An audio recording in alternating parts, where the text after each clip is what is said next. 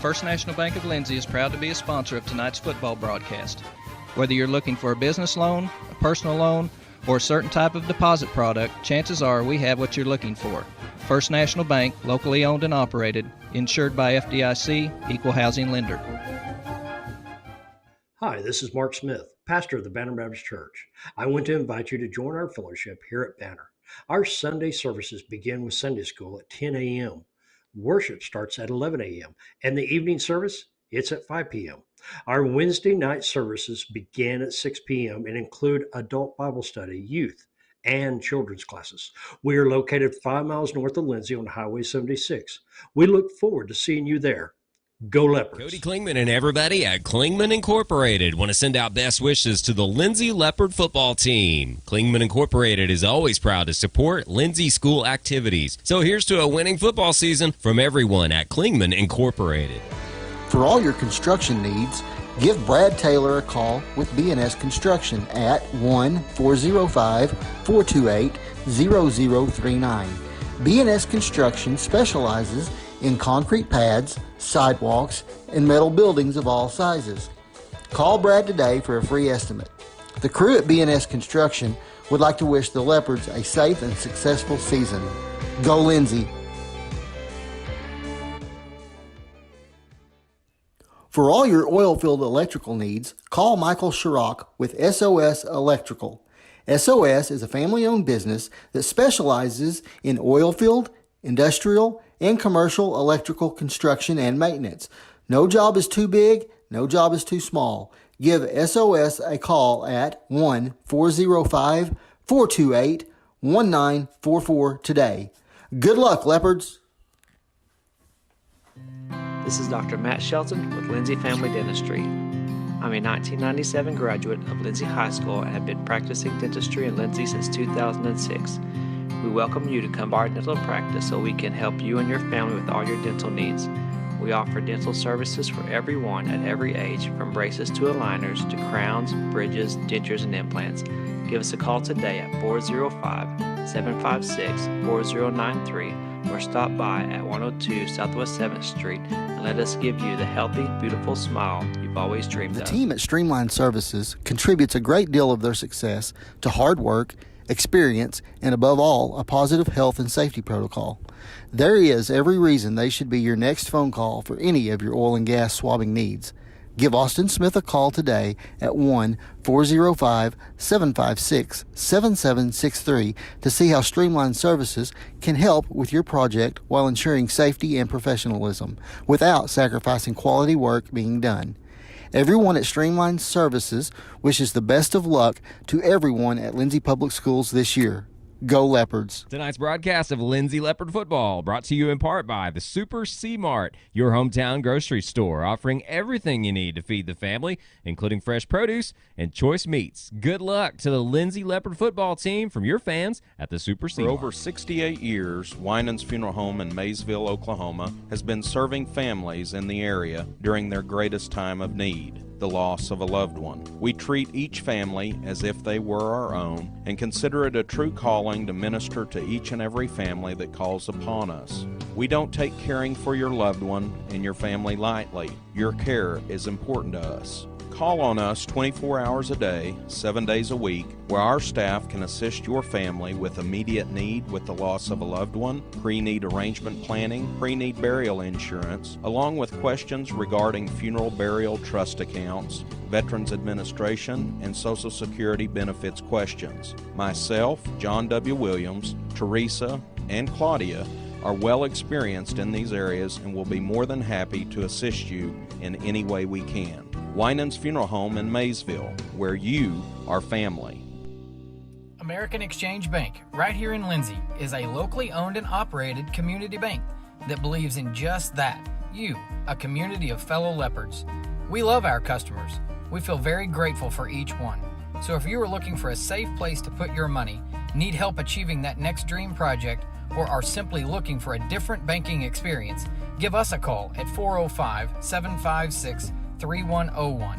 We look forward to serving you each day. Member FDIC, an equal housing lender. Are you tired of doing laundry? Give Sunshine Suds a call and let them do it for you. Sunshine Suds will wash and fold your clothes, and they also offer dry cleaning. Sunshine Suds also does quilting and alterations. Load up that laundry basket and head to Sunshine Suds, located at 107 Southwest 2nd Street in Lindsay, Oklahoma, or give them a call at 405-756-2850. BC Factoring and Finance is a local, family-owned finance company. We assist small businesses with flexible and creative financing solutions to meet their cash flow needs. Call us to discuss ways we can help free up your time to focus on building your business. Visit us online at bcfactoring.com or give us a call at 405-259-2104. Go, Lindsay! The First National Bank of Lindsay is proud to be a sponsor of tonight's football broadcast. Whether you're looking for a business loan, a personal loan, or a certain type of deposit product, chances are we have what you're looking for. First National Bank, locally owned and operated, insured by FDIC, equal housing lender.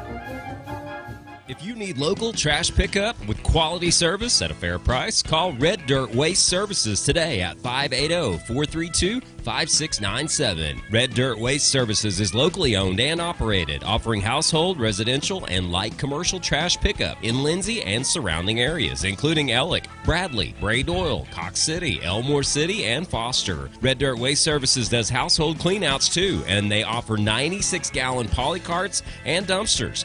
Bagged, loose, or heavy items, doesn't matter, they'll come get it. Red Dirt Waste Services even offers valet service, so you don't even have to take your trash to the curb. Schedule your weekly pickup today by calling 580-432-5697. Stop paying more than you have to for quality, dependable, and locally owned trash pickup. Call Red Dirt Waste Services at 580-432-5697. That's 580-432-5697.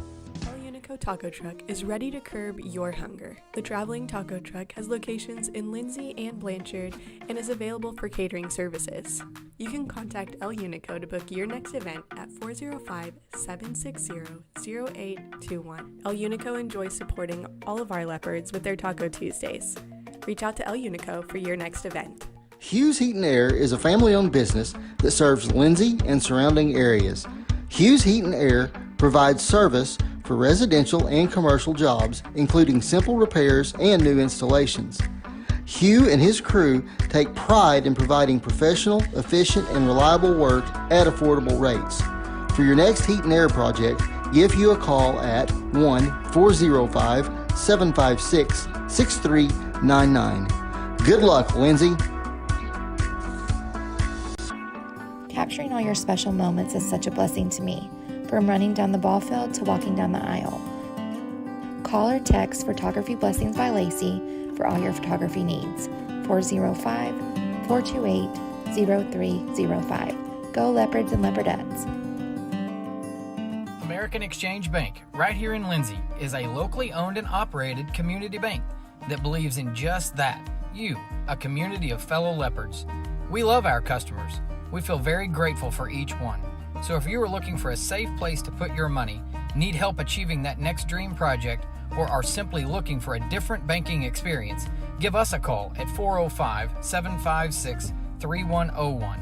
We look forward to serving you each day. Member FDIC, an equal housing lender. Tabor's Drug has been locally owned and operated for almost 60 years and has employed many Leopards and Leopardettes. We are very proud to be a supporter of our sports teams.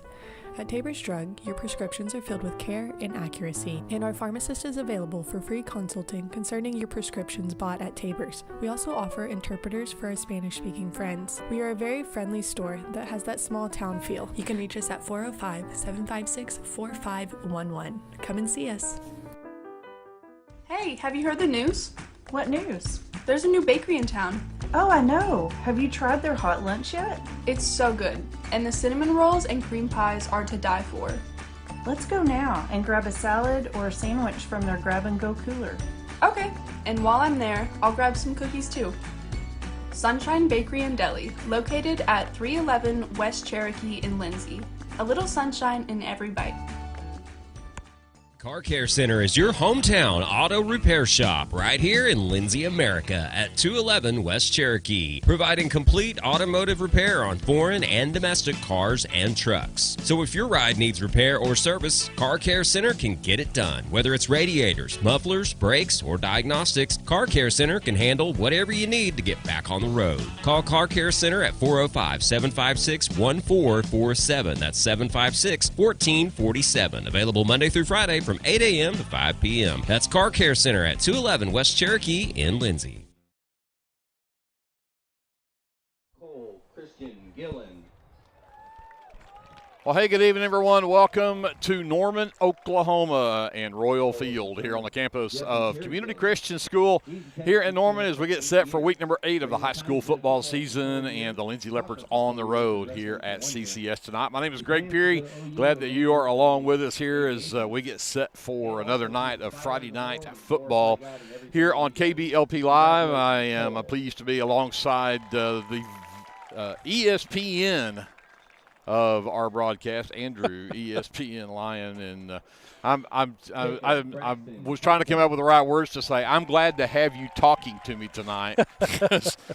Last week was not fun for any of us as we were in that windstorm that a couple of them. One of them called the Washington Warriors, and the other one called the Oklahoma Wind, and you were up top and so windy we couldn't hear you up there, and it was a long ball game for Leopards and Leopard fans, and we'll talk about that in a little bit, but it was a long night to have to talk by myself all night too. So I'm glad to have you with me tonight. I'm glad to be here and definitely glad to be out of that wind, although we were just commenting that as warm as it was this afternoon, we actually could use a few miles an hour of wind. But we went from a gale of 60-mile-an-hour winds last week to 90 degrees and no breeze tonight, and we're on top of the press box tonight. Hey, so, but the sun's starting to go down. It's cooling off. I think it's going to be very nice. I think it'll be perfect for football. Yes, absolutely sir. Right. So if you haven't left, you got time to get up here and check this one out. Senior night going on here at CCS. So you probably cannot help but hear the PA announcer in the background as we have two very large PA speakers right under us. So that may be a struggle for us to try to overcome all night. But, Andrew, these two teams, the records look completely different. CCS comes in 2-5 on the season. The Leopards, off of that loss against Washington last week, 54-0, come in 4-3. But they're both 2-2 in district play. As I talked with Coach Hembry in the Leopards coaches show that you just heard, we talked about the fact that these two teams have played the exact same four teams. We both lost to Washington and Purcell, and we both beat Comanche and Little Axe. And what we both have left is each other, Crooked Oak and Frederick, and us and CCS and Frederick are all tied at 2-2. So this becomes a very interesting 2 or 3 weeks of football here. Yes, it does. A much more even matchup this year, we suspect, or this week we suspect, following that unpleasant experience we had down at Washington last week for a number of reasons. I'm really anxious to see how the Leopards bounce back from that. I suspect that they'll be really ready to go tonight and clean up some of those issues we had last week in a game where just really nothing went right for us. But I think tonight a much better matchup. CCS, from the little bit of film that I got to watch this week, they look pretty good. A lot different kind of offense than what we've faced for the last few weeks. These guys sometimes run 3, 4, 5 receivers, like to throw the ball around, and they try to throw it downfield quite a bit, so we'll see how our defensive backs can match up to that. It's going to be a little bit different kind of ball game. I agree. It's going to be, in fact, I made the comparison during the coaches show, even talking with Coach Embry, that a lot of times their offense really kind of mirrors what the Leopards do and the way they look. They will empty it out and go 5 wide. They'll bring 2 in the backfield, go 3 wide, a lot like we do. So a lot of times it does look a lot like the Leopard offense, but of course, they had to go play Purcell last week and lost that game 37-10. They only had 120 yards rushing in the game, and all of that came. They had an opening drive that took a large chunk of time off the first quarter clock in that Purcell game and picked up a big chunk of yardage during that game. But and actually, I think scored at the end of it. But after that, they didn't have hardly anything happen. Purcell locked them down pretty much after that. But they gave up 337 yards rushing to Purcell last week. So, they are susceptible to the run. The Leopards have found out we are susceptible to the run as well. Last week we were susceptible to everything, I think. Again, hats off to the Warriors. I don't want to take anything away about how great a ball team they are. The Leopards did not have a great game. And yet, if you listen to the coach's show, Coach Embry said it was kind of odd for as well as we executed to lose that way. He said, we did not. I mean, we lost 54-0, but he said, really, when you go back and watch the film, we executed well. They are just that much better. Yeah, I was actually wondering Hembry's take on that game last week, because as I watched, I think I made the comment to JD earlier today that I don't feel like we were getting blown out up front. I thought we did a really good job up front. Of course, I like to watch JD's boy Aiden play and see how he's doing, my nephew, along with some of the others, and I thought we did pretty decent up front. Our blocking with our wide receivers, those guys did a decent job, so we didn't get blown out. It looked like we were doing a lot of things right. We just got out-athleted. Yes, I agree. It's pick your poison. I had mentioned my son Keaton was down and went to the Washington game the week before, and he called and talked to me after the game that next week, and he says, pick your poison, Dad. I mean, it's just, if you want to shut down the Howard in the backfield, that's fine. We got 4 wide receivers, 5 wide receivers, and a couple of those guys are D1. And that's the other thing Coach Embry brought up. He said, when you look at that Washington team, there's at least 3 D1 players on that team. You don't find a team in Class 2A in the state of Oklahoma that's going to have 3 D1 players on the same team. So, again, they just out-athleted us. You're right, and it was almost fun to watch if you're a Washington fan and horrible to watch if you're a Lindsay fan. So, but just some final numbers from that, just to kind of wrap that one up, because I don't want to spend a lot of time on it either. 249 yards on the ground for Washington, and 253 through the air, 252. So, when you look at that many yards on the ground, they roll up, 500 yards of offense, and very balanced both sides. We gave up an 83-yard touchdown pass. We gave up a 26-yard touchdown pass, a 27. But they just, of course we didn't, we just did not get our offense to do what we'd like for it to do because of how good their defense is. Balanced, unofficially, 61 yards on the ground, 61 through the air for the Leopards. And, again, 4 of 8 passing for Ramming. He was 4 of 8 for 61 yards. He did have the 1 interception, but – again, 50% is not great, but that was what we had. And so, again, the Leopards 4-3. They come in and face this team, and we'll talk a little bit about the team up here. Eric Bearden going to be running the camera for us tonight. And Eric said, you look at these guys and look at they're athletic, and you wonder how they're only 2-5 on the season. So it makes it scary when you realize how good these guys really may be.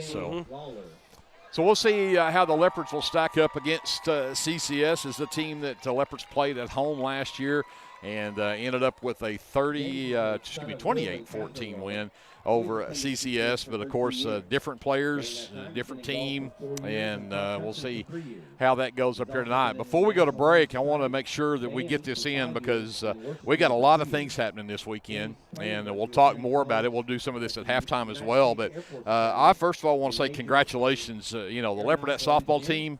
2 straight years going to the state tournament, and you just can't ask for a better season unless you win everything, obviously. But but on top of the fact that the Leopardettes accomplished everything they did in softball this year, they had 7 players that made all district.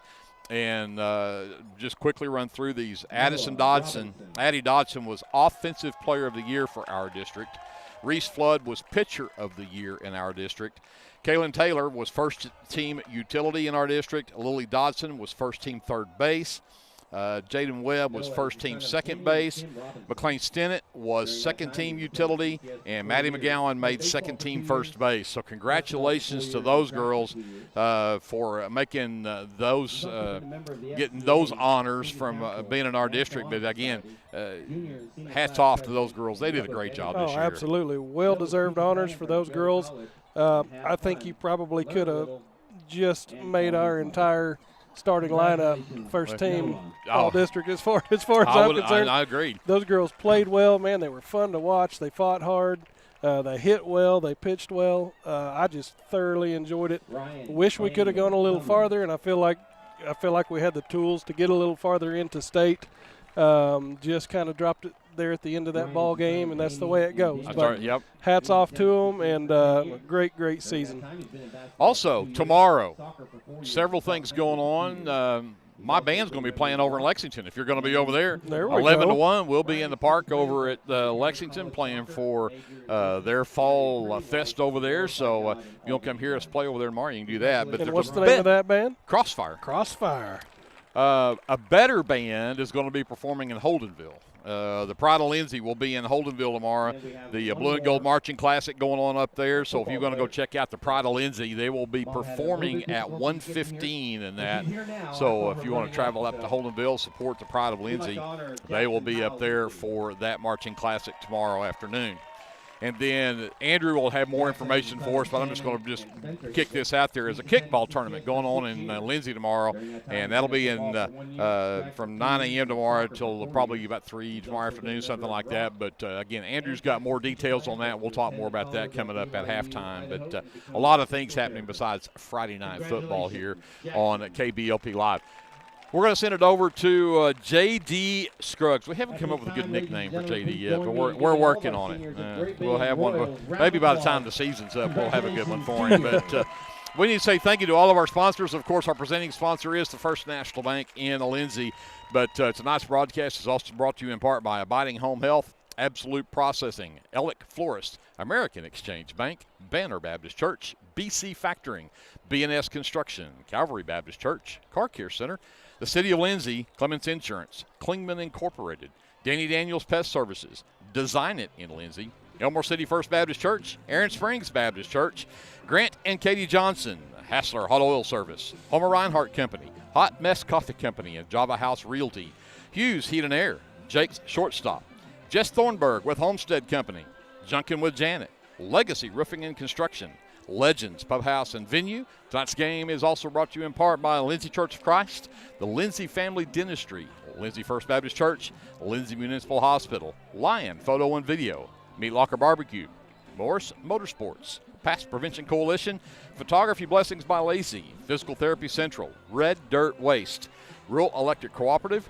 Rusty's Dispensary, S&H Tank Services, Sharon's Beauty Salon, Shopper News Note, Sooner Valve Repair, SOS Electrical, South Central Medical and Resource Center, Streamline Services, Sunshine Bakery and Deli, Sunshine Suds, Super C, T&W Tire, Tabor's Drug, Taco El Unico, Tailored Creative Services, United Methodist Church, Vickers Construction, and Winans Funeral Home. We'll send it over to JD. We're back with more of your First National Bank pregame from here at CCS right after this time out on KBLP Live. The First National Bank of Lindsay is proud to be a sponsor of tonight's football broadcast. Whether you're looking for a business loan, a personal loan, or a certain type of deposit product, chances are we have what you're looking for. First National Bank, locally owned and operated, insured by FDIC, equal housing lender. This is Brandon Cottrell, pastor at Calvary Baptist Church. Just want to take a moment and invite you to come worship with us this Sunday. Classes begin at 9:30 and worship follows at 10:45. We have something for all ages each Wednesday night. Meals begin at 5:30 and Bible study follows at 6:30. We would love to have you come be a part of our worship. We're located 410 West Chickasaw. Come join us. Tonight's football broadcast is brought to you in part by the City of Lindsay, proud supporters of Lindsay Leopard football and all student endeavors at Lindsay Public Schools. Keep up with local information and events at cityoflindsay.com, which now offers easy online bill pay. Good luck to the Leopards this football season from the City of Lindsay. The Aaron Springs Baptist Church is a proud supporter of the Lindsay Leopard football team and would like to invite you to join them for Sunday school at 9:30, Sunday morning worship services at 10:45, Sunday evenings at 6, and Wednesdays at 7. Good luck, Leopards, from everybody at Aaron Springs Baptist Church. Football season is here, and that means it's time to show off that school spirit with team apparel from Design It Screen Printing and Embroidery at 304 South Main in Lindsay. Design It can get you all geared up with t-shirts and caps, team uniforms, and also offers custom embroidery and screen printing. Stop by Design It at 304 South Main in Lindsay or call 405-756-3635. Go Leopards from all your fans at Design It in Lindsay. Hey Leopard fans, this is Nick Johnson from First Baptist Church Lindsay. At First Baptist Church, we are a family ministry and desire to faithfully proclaim the gospel in Lindsay and beyond. We would like to invite you to join us every Sunday for worship at 9 a.m. and Sunday school following at 10:15. Our Wednesday evening activities start with dinner at 5:50, and then we have Bible studies for children, youth, and adults starting at 6:30. First Baptist Church is proud to support the Lindsay Leopards, and we wish all of our student athletes a successful season. From all of us at First Baptist Church Lindsay, go Leopards! For all your tax services, contact Grant and Katie Johnson, CPA. Grant and Katie are certified public accountants that provide full-service accounting, bookkeeping, payroll, and tax services. With 2 offices, one located at 600 Southeast 4th Street in Lindsay, Oklahoma, and another at 313 North Walnut in Pauls Valley, Grant and Katie are ready to meet your CPA needs. Give Grant or Katie a call at 405-238-2727 and set up your appointment today. American Exchange Bank, right here in Lindsay, is a locally owned and operated community bank that believes in just that, you, a community of fellow Leopards. We love our customers. We feel very grateful for each one. So if you are looking for a safe place to put your money, need help achieving that next dream project, or are simply looking for a different banking experience, give us a call at 405-756-3101. We look forward to serving you each day. Member FDIC and Equal Housing Lender. Hey there, this is Trace Adams with Hassler Hot Oil Service. We are family owned and operated with over 25 years experience. I am a 4th generation Lindsay Leopard, and we proudly support Lindsay Leopards and Leopardettes athletically and academically in all their endeavors. Call my dad, Greg Adams, at 405-756-6075 for all of your hot oiler needs. Again, that's 405-756-6075. Go Lindsay! Hi, I'm Jess Thornburg with Homestead & Co. Realty. I'm a local realtor that lives locally. I live here and I work here. Growing up in rural Oklahoma, I was taught the value of doing the right thing. I know how valuable relationships are with good people. So I'd like to apply for the relationship of being your realtor. I'm not a high-pressure salesperson from the city, so call me at 405-471-9855 when you're thinking real estate. You'll get information from a real person without the sales pressure. Call me at 405-471-9855. Let's go, Lindsay. The Board of Directors, physicians, and employees of the Lindsay Municipal Hospital would like to take this time to recognize the Lindsay High School football team, the coaches, and players. Good luck, Leopards, from your fans at the Lindsay Municipal Hospital. And remember, if a medical emergency arises, call or visit the Lindsay Municipal Hospital, another Leopard supporter. Get your game day, or any day, off to a great start with Hot Mess Coffee at 213 South Main in Lindsay. Hot Mess Coffee Co. offers coffees, lattes, teas, and other tasty beverages, plus great food, too. Good luck to the Lindsay Leopards from Hot Mess Coffee Co. and Java House Realty at 213 South Main in Lindsay. Jake's Shortstop offers gas, snacks, ice cream, pizza, subs, wings, and the coldest drinks in town. Everyone at Jake's Shortstop says good luck to the Lindsay Leopards this football season. For all your repurposed furniture and other treasure needs, check out Junkin' with Janet's booth at Backroads Boutique on Main Street in Lindsay. Mr. and Mrs. J would like to wish the Lindsay Leopards a great football season. Go Leopards!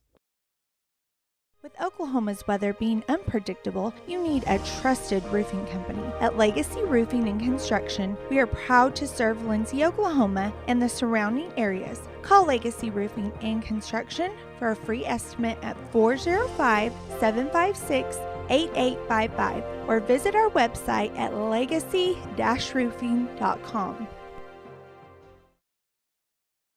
If you find yourself in Chickasha, Oklahoma, stop by Legends Pub House and Venue for lunch or supper. Legends also brings you some of the best concerts around. Everyone at Legends would like to wish the Lindsay Leopards good luck this football season.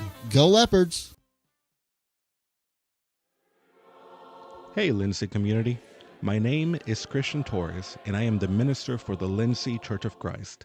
We would like to invite you to come and worship with us on Sundays at 10:45 a.m. and Wednesdays at 7 p.m. We're located at 1205 West Cherokee Street. Here at the Lindsay Church of Christ, you will find the truth of God's Word spoken in love and a group of people who love God and one another. Do you have a Bible question? Well, we have a Bible answer. Come and worship with us and be edified at the Lindsay Church of Christ.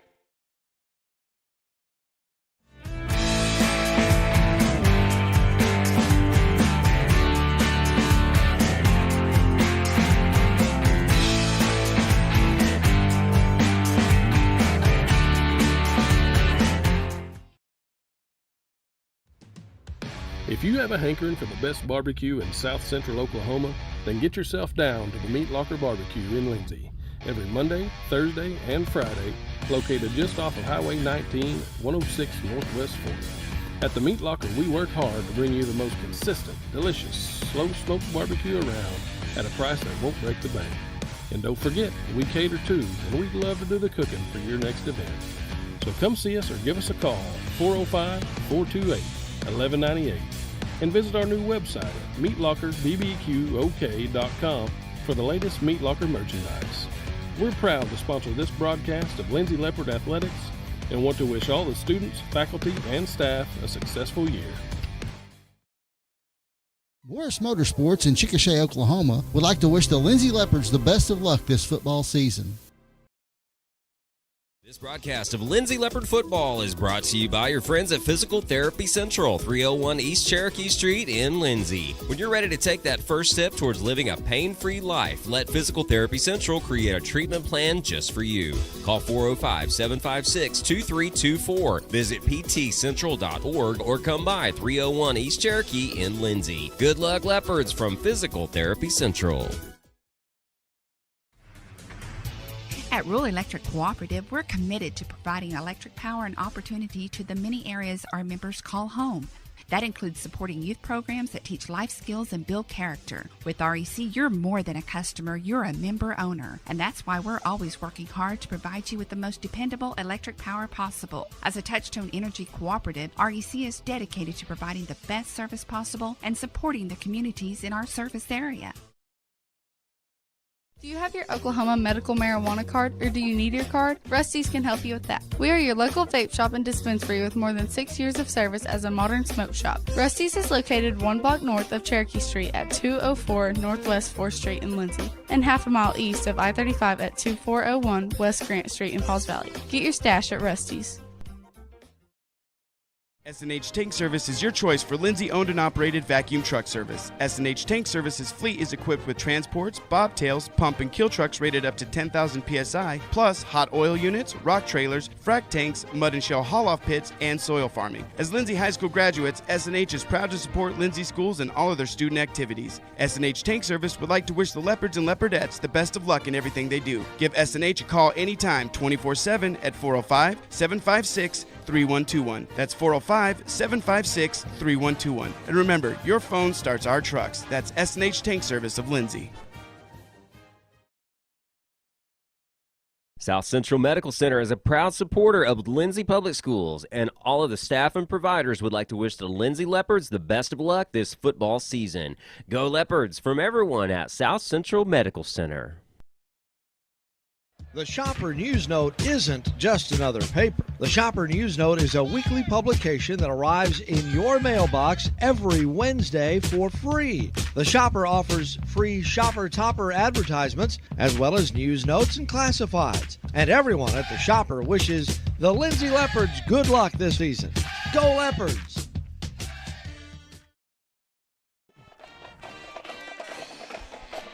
Welcome back to Royal Field here at CCS, and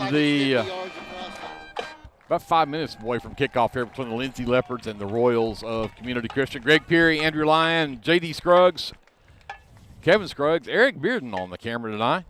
A-team. A-team is here. And, of course, when Brianna Miller back at our studios handling our FM broadcast, and CeCe Lyon, Paige Sutherland also part of the team back getting things done for us online with our graphics and stuff for our broadcast. And speaking of graphics, let's look at some of them. Let's talk about starting lineups for the Lindsay Leopards tonight, and a little bit different lineup than what we normally see. And let's start with the skill positions on offense. At quarterback will be senior number 1. That is Brody Ramming. At the running back will be the sophomore, number 32, Dutton Taylor.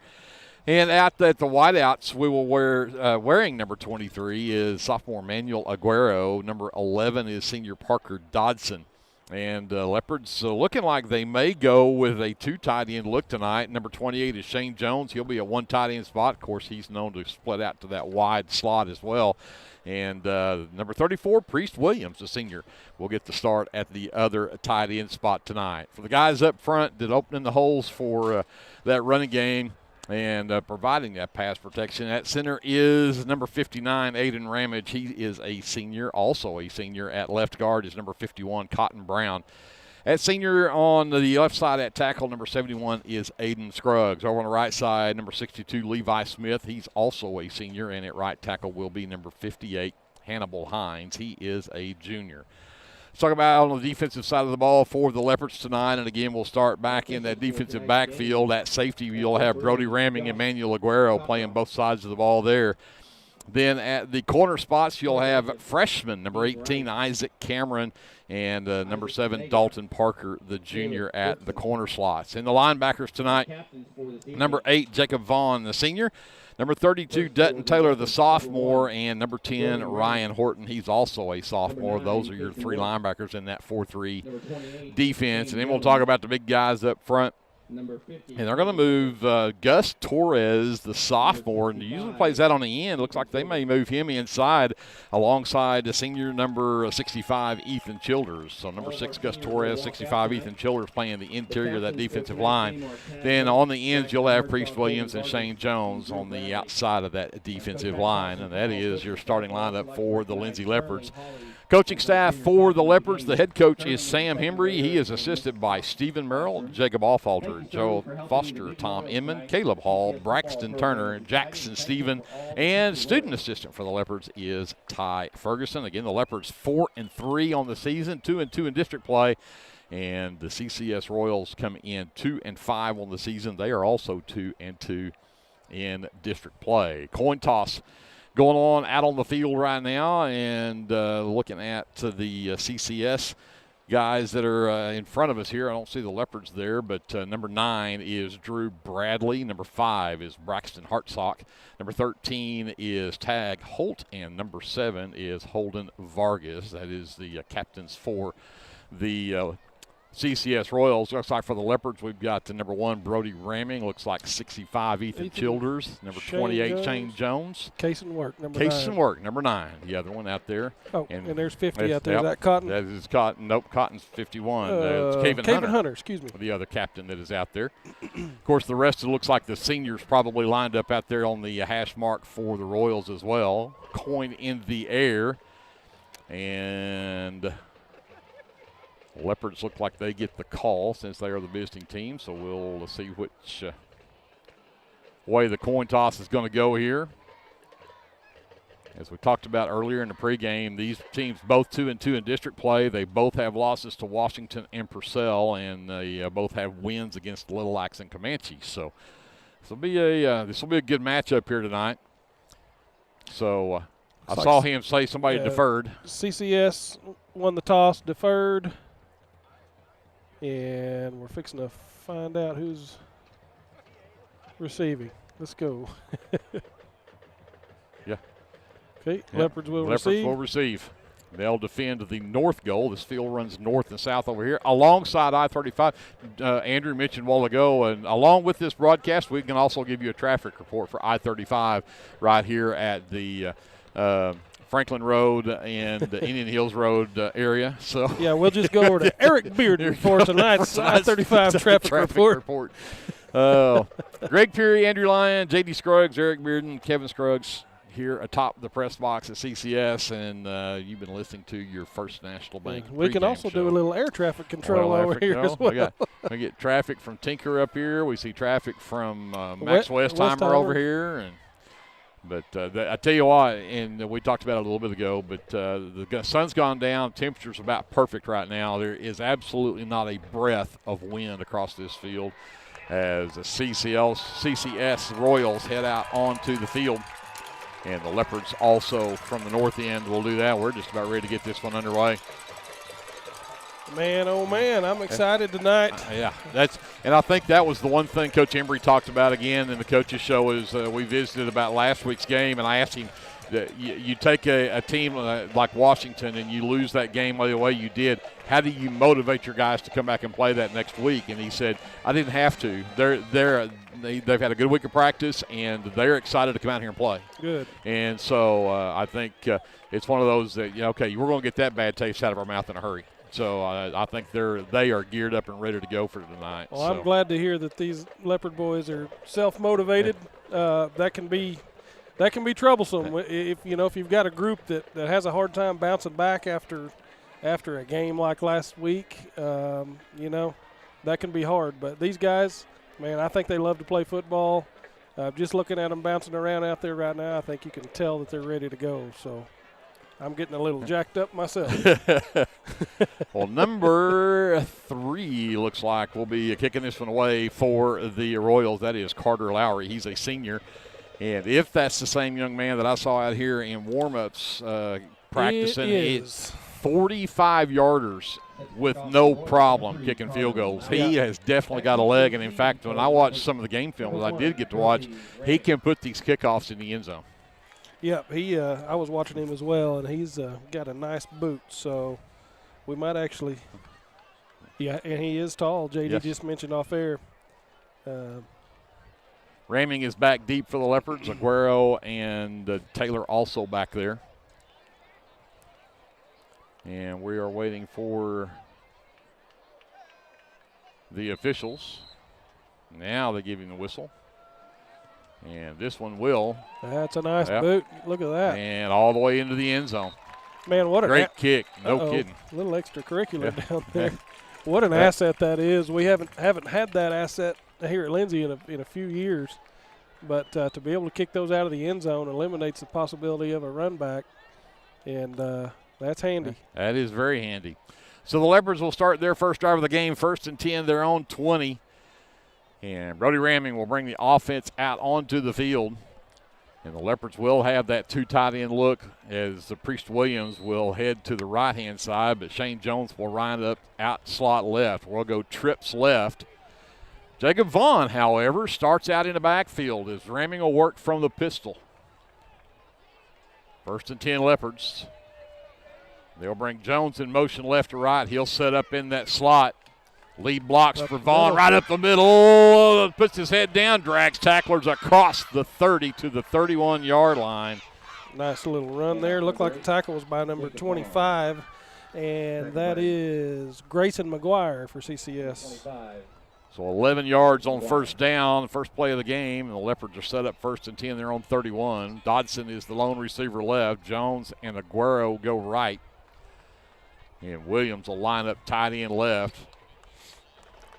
Vaughn to the right of Raming from the shotgun. 1st and 10, their own 31. Now they'll send Aguero in motion out here to the flat. And he's got Jones downfield. It just couldn't quite get it to him. Long crossing route that time for Jones. And Raming had plenty of time. He just didn't quite get it to him, and that falls incomplete. Yeah, I sure did. That was not a bad choice right there. Shane Jones open. He looked down here for Manny Aguero, saw that he was open, held up for just a second, bombed it down here. Not a bad throw, just a little bit. Shane wasn't able to go get under it. So 2nd and 10 Leopards. They're on 31. They'll go twins right. Aguero, the lone receiver, left this time. And Shane Jones in motion right to left. He'll set up. Now we have flags.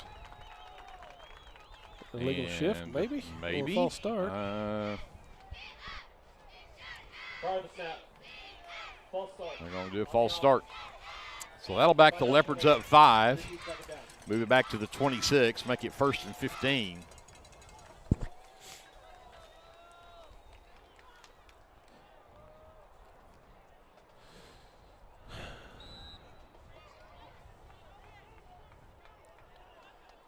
Vaughn now sets up to the left of Ramming. Dodson splits right. Aguero left. Ramming's back to pass. Flushed out of the pocket. Steps up. Has got some room down the left side to the 30, the 35, the 40, the 45. Gets tracked down from behind just shy of midfield. He'll be at the 49-yard line. 23 yards on the scramble for Ramming. Nice scramble there. Good pickup and a first down. Tackle there was number 8, Donnie Kolak. In at wide receiver for the Leopards, the freshman number 18, Isaac Cameron. He will go right along with Aguero. Dodson splits left. Jones lines up in the slot left. Vaughn still in at running back. 1st and 10, Leopards are on 49. Give it to Vaughn, right over right tackle. Steps through into Royal territory. He'll get brought down right at the 45-yard line in CCS territory. Pickup of 6 yards for Vaughn on that one. Will bring up a 2nd down and 4. Danny Kolak. That'll bring up 2nd down and 3. Actually, they get it to him at the 44. So call it 2nd and 3. Donnie Kolak. Cameron and Aguero splits right. Cameron in motion right to left. Fake the pitch. Ramming keeps it himself, and he gets tracked down. That's a great play. I think that was 25 for CCS, who made a great play in catching Ramming before he could get up in the hole there. And no gain on the play for Ramming. Is going to bring up now a 3rd down and 3 for the Leopards. Yeah, a little quarterback draw there. The little bit of delay just allowed them to crash down, fill that hole. We're going to have to get those purple shirts moved out of there. Cameron and Aguero are split left. Dodson's the lone receiver right. Jones is in the slot right. Now he'll move slot left. Ramming from the pistol. Give it to Vaughn, and Vaughn caught in the backfield again by number 25. Number 25, Grayson McGuire. McGuire stops Vaughn for no gain. It's going to bring up a 4th down and 3. The Leopards have gone no gain on the last 2 plays, and they're going to leave the offense out there. It looks like they may go for this one here. Aguero and Cameron are split left, Dodson right. Again from the pistol for Ramming. Oh, they got the hard count, and CCS jumped. The Leopards will get the 1st down via the penalty, and well, that's handy. I'll take it. Move it to the 39-yard line of CCS. That's enough for a 1st down. So nice work for Ramming with the hard count. Dodson again will stay the lone receiver right. Cameron and Aguero left. Vaughn to the left of Ramming from the shotgun. Ramming's back to pass, has time, now steps up in the pocket and throws it in the direction of Dodson to get rid of it and to save the sack. That's a nice job by the senior Brody Ramming. Yeah, it was. We're just going to have to get rid of the ball there. We're allowing this end to crash down on us, linebackers to come up, and there's just not room for the scramble. If we're going to run the pass, we need to, we need to get open. There has to be a pass route there, obviously, but I don't know if the scramble's going to be there. This time Cameron moves over to the right side with Dodson, leaves Aguero one-on-one over on the far side. Cameron in motion right to left. Give it to Vaughn over the left tackle, and he'll fight forward. Nice pickup. To the 35-yard line. He'll pick up 4.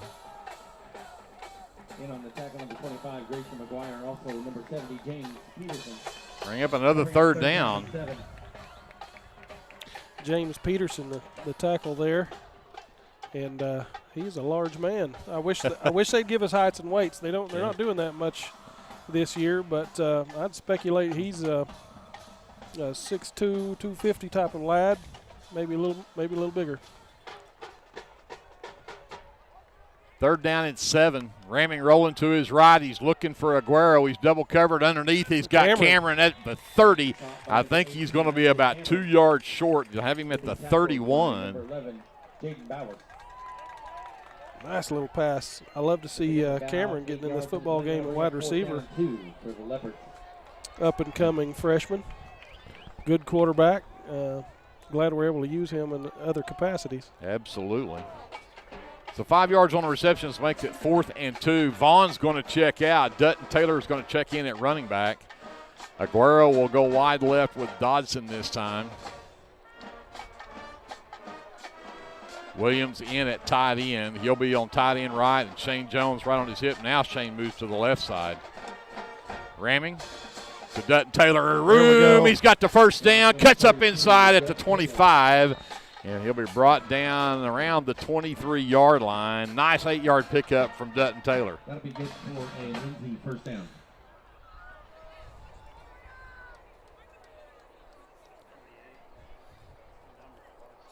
So 1st and 10 Leopards at the CCS 23. Ramming from the shotgun. Twins right. And ramming on the quarterback keeper up the middle, and he'll drag a defender across the 20. They're going to actually mark him down right on the 20, looks like. I don't know. The one on the other side says 19. Now they'll back it up to the 20-yard line. Pickup of 3, 2nd down and 7. 3-yard gain on play that'll bring up 2nd down and 7. Dodson right, Aguero left. Taylor still in at running back. 7:20 left to go here in the first. Still scoreless. This is the opening drive of the game.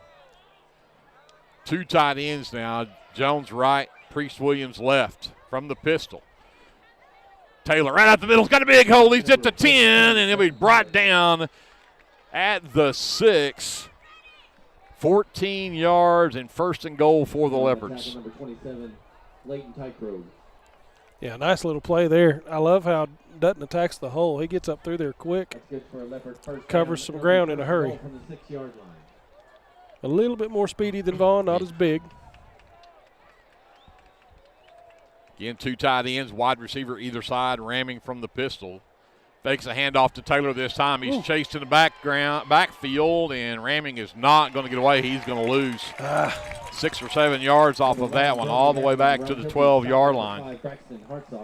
Yeah, that's a tackle for loss there by number 5, Braxton Hartstock.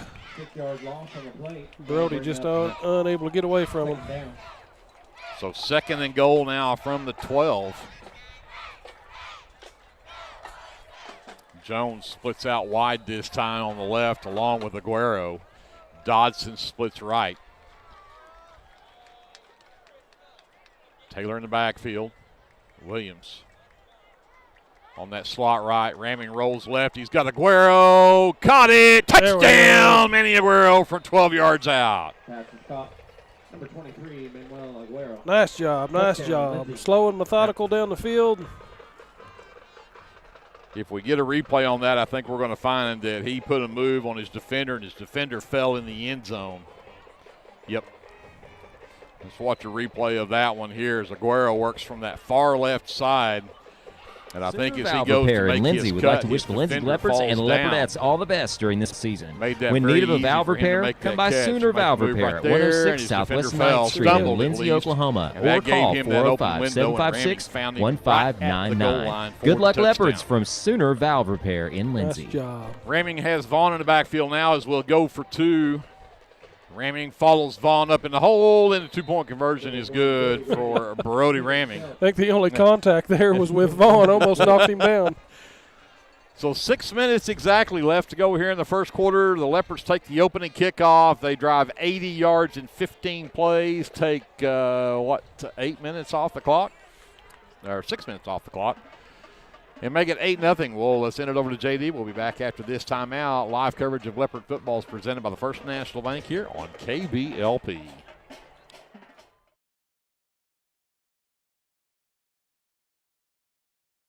A small business needing a little creative pick-me-up? Do you need to refresh your business cards or looking for a new logo? Is your business Facebook page still using photos from 2019? Tailored Creative Services offers services for logo design, business cards, photography, videography, and pretty much everything in between. Find me on Facebook at Tailored Creative Services, and let's talk about your next project. Ladies and gentlemen, the CCS varsity cheerleaders would like to... Back here at Royal Field, the Lindsay Leopards take the opening kickoff, go 80 yards in 6 minutes. Big round of applause. A 12-yard touchdown pass from Brody Ramming to Emmanuel Aguero. The scoring play, Ramming with the 2-point conversion. It's 8-0 Leopards, and Junior Perez has it teed up for the Leopards.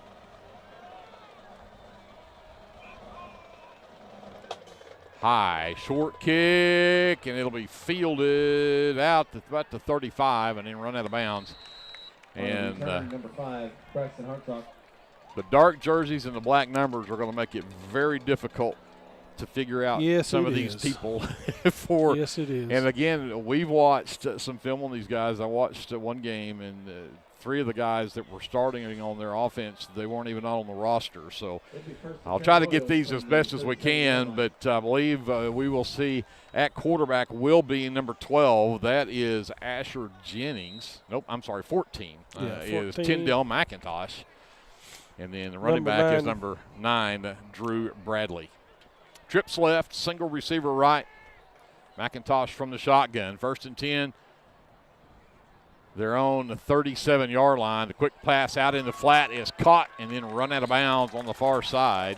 Isaac Cameron with the tackle there. It'll be tackled by... Pass complete to number 13, Holt. Tackled by number 18, Isaac Cameron. And the gain goes out to the 45-yard line. So a gain of 8. Bring up the 2nd down and 2. Again, trips left, single back set. Give it to Bradley over right tackle. Nope, he flaps it out in the pass. Fake me out, and they got it out in the flat. Hartsock with the reception, and he'll have a 1st down. He'll get into Leopard territory at the 45, but hang on, we've got a flag. And I think the quarterback is going for Watt. So let's see what the call is here. Yeah, I'm gonna speculate a hold or a block in the back. And officials talk it over. Block in the back on the offense. The White Hat's calling it, and the other 3 guys are still discussing it. Okay. That, We'll need to talk about it some Yeah, more. it's hard to say. Maybe they're trying to decide if they're actually going to call this or not.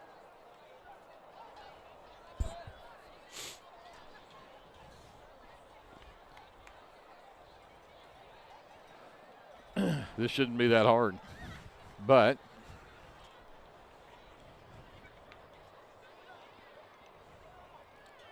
yeah. So they'll mark it from the spot of the foul, which was the Leopard 47. So that'll move it all the way back to the 42-yard line of CCS. So it'll be, 2nd down and 5.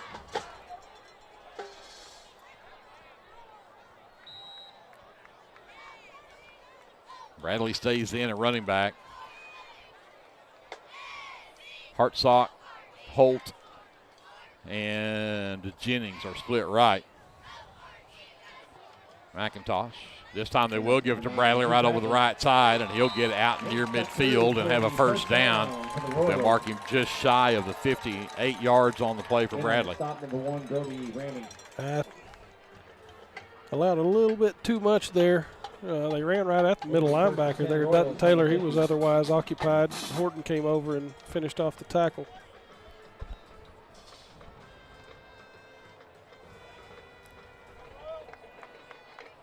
So Bradshaw is the lone receiver left.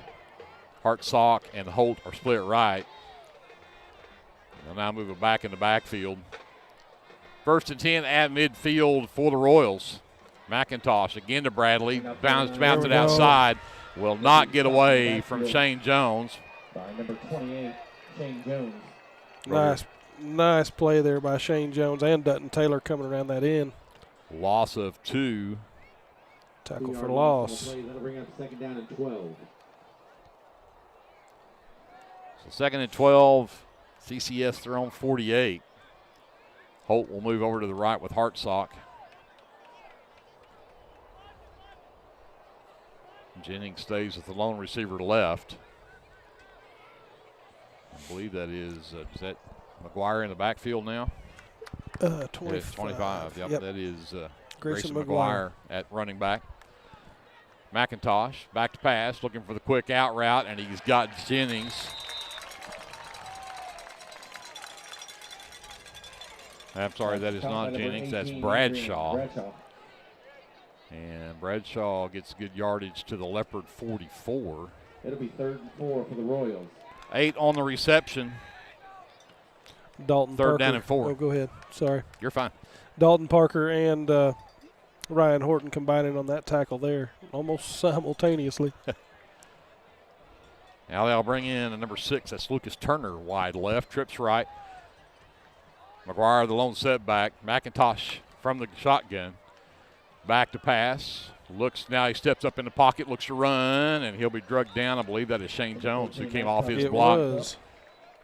And brought McIntosh down shy of the first down by a yard. He'll be at the Leopard 41. 4th and 1.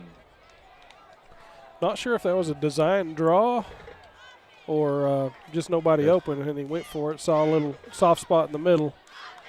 Shane Jones was quick to close it up, but awfully close to that first down marker now. 4th and 1.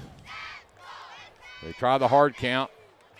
Nobody jumps, and there is. They got him. If they can keep him away from the 40, and I think they did. Leopard defense comes up big on a 4th and 1, and they hold him for no gain on the play. Nice defensive job there. 65, Ethan Childers. And number 32. Quarterback tried to bounce it left. There was actually quite a bit of room over there. Dutton able to slide over and close the gap. Well defended. So 1st and 10 Leopards, their own 41 after CCS returns it over on downs on their first offensive possession. So Ramming brings the offense back out with 3:26 left to go here in the first quarter. Taylor will come in at running back. Dodson splits left. Aguero goes right. Jones in the slot left, ramming from the shotgun. And flags fly. Well, I guess a false start on that one. Yeah, well, since they blew it dead, I would have to agree. So that'll back them up, make it 1st and 15 now, and move the ball back to the 36.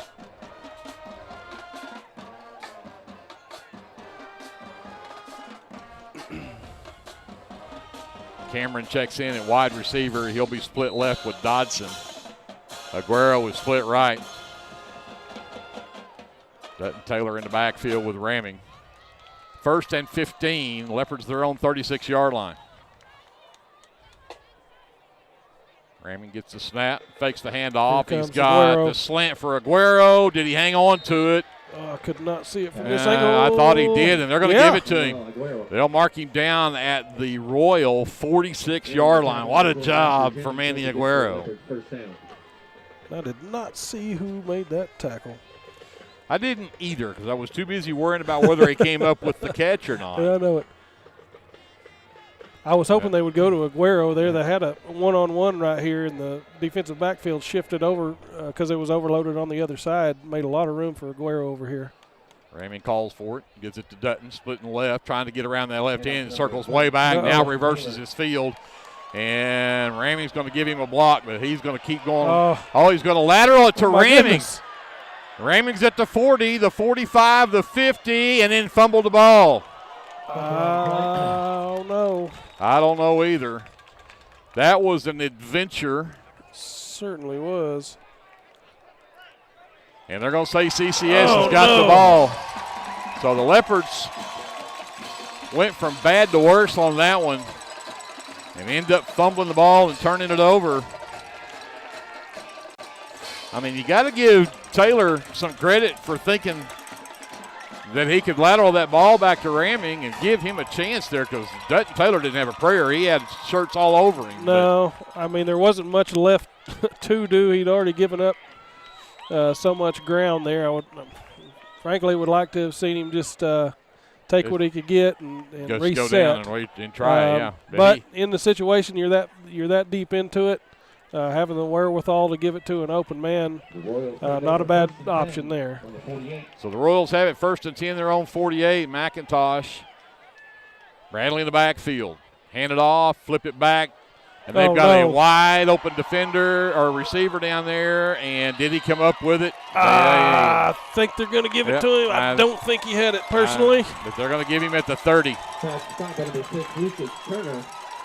22 yards on the reception. Got a replay on that one, JD. I think that ball hit the ground. He did come up as if he had trapped it, but that's the way the refs see it. We'll have to live with it. 30 yards on the reception.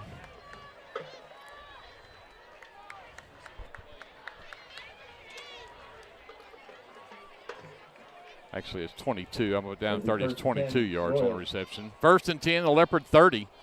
McIntosh to Bradley over that right tackle, and he'll get tripped up.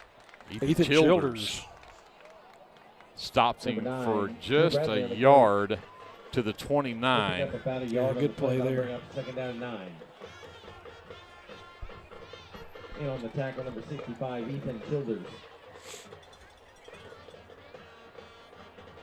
Bradshaw, the lone receiver left. Hartsock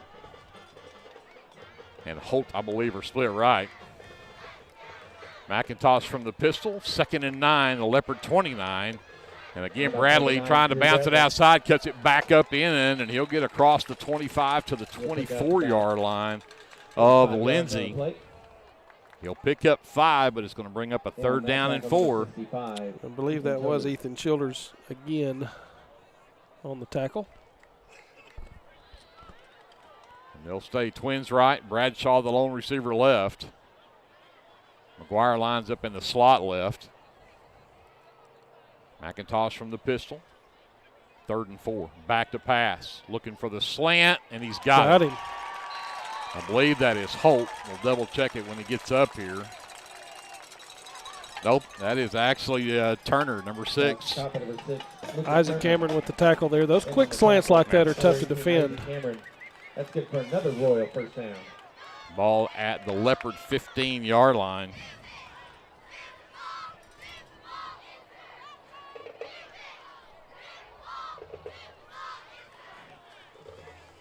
First and 10, Leopard 15. Leopards look like they're going to bring the house, and they do. And Bradley will be stopped right at the line of scrimmage. He'll fight forward for a couple, and it looks like they'll mark him at the 12. Pick up of 3 will bring up a 2nd down and 7. Shane Jones on the tackle.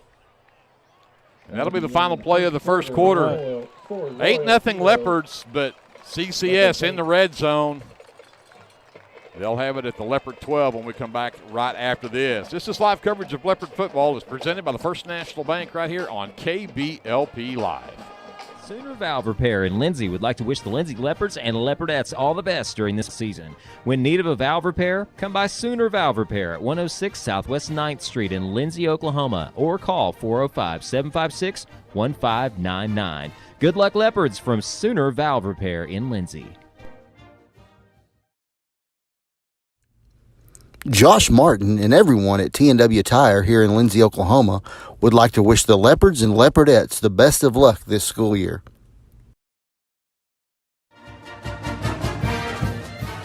The First National Bank of Lindsay is proud to be a sponsor of tonight's football broadcast. Whether you're looking for a business loan, a personal loan, or a certain type of deposit product, chances are we have what you're looking for. First National Bank, locally owned and operated, insured by FDIC, equal housing lender.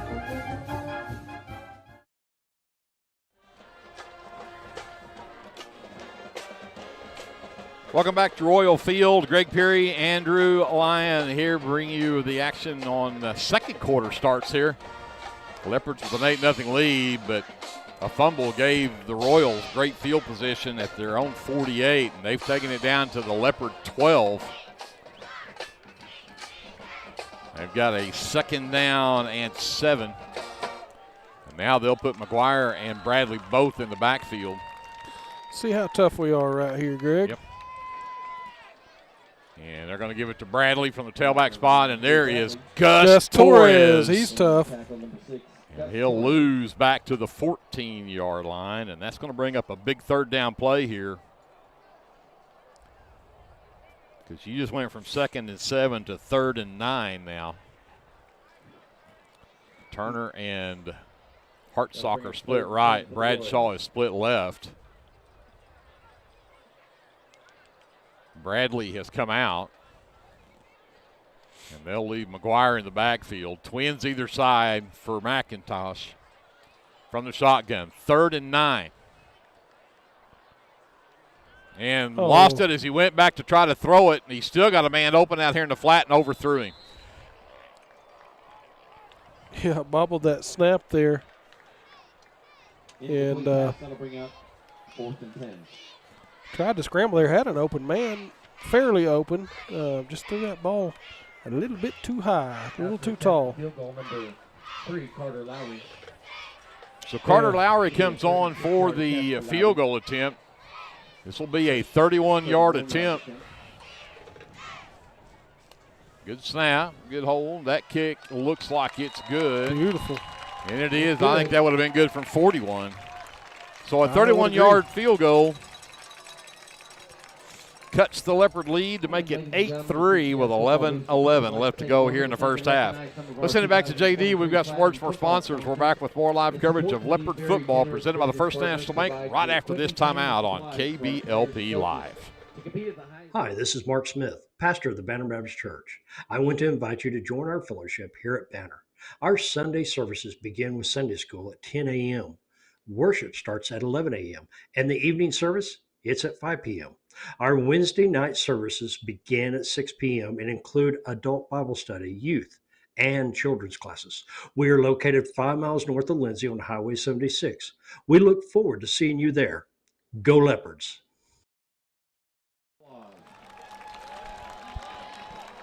So 8-3, the Leopards with the lead after a 31-yard field goal by Carter Lowry. And he now has it teed up for the Royals, ramming back deep along with Aguero and Dutton for the Leopards. This one, sidewinder onside, and it is caught and recovered there. Aiden Turner on the recovery there. Nice job of just jumping on that one. That right there, Greg's tougher than it looks. It is when you're not expecting it, especially. That's right, and I don't think anybody was expecting a kick like that at this point in the game. But the Leopards get great field position because of it. 11:09 left to go in the half. They'll have it 1st and 10, their own 46. You bet. Looks like Vaughn coming back out this time. Yeah, Vaughn will be in the backfield. Dodson split right. Aguero splits left. 2 tight ends with Jones and Williams both in there. They'll line up to the right. 1st and 10. Ramming. Oh, and Williams jumped. That'll be what, the 3rd false start tonight? Yep. So that'll back the Leopards up. After you had it at the 46, they'll move it back to the 41, and again, they'll be behind the chains at 1st and 15. Just giving ourselves a little room, Greg. Yeah. Going to make it more dramatic, you know. I mean, what? That being what, a 54-yard touchdown drive, that doesn't mean much. But when you can add 5 to it. You bet. Now you've done something. Now you've done something. Ramming from the shotgun. Give it to Vaughn over the right side, and he's gang tackled. Boy, McGuire was there along with, that is number 67. He lowered the boom. Somebody needs to find 25 and get a hat on him. He is just eating the Leopards up. Well, number 67 was in there too. He was that first big body that he ran into. Yeah. AJ Shaded. Yes. Yep. So 42, and he'll give a yard to Vaughn. Twins right. Dodson, the lone receiver, left. 2nd and 14 for the Leopards, and looks like the Leopards are going to call timeout here. Talk about this one with 10:23 left to go here in the first half. Let's send it back over to JD. We'll take a timeout. We'll come back with more live coverage of Leopard football presented by the First National Bank after this timeout on your sports leader, KBLP Live. Cody Klingman and everybody at Klingman Incorporated want to send out best wishes to the Lindsay Leopard football team. Klingman Incorporated is always proud to support Lindsay school activities. So here's to a winning football season from everyone at Klingman Incorporated. For all your construction needs, give Brad Taylor a call with B&S Construction at 1-405-428-0039. B&S Construction specializes in concrete pads, sidewalks, and metal buildings of all sizes. Call Brad today for a free estimate. The crew at B&S Construction would like to wish the Leopards a safe and successful season. Go Lindsay!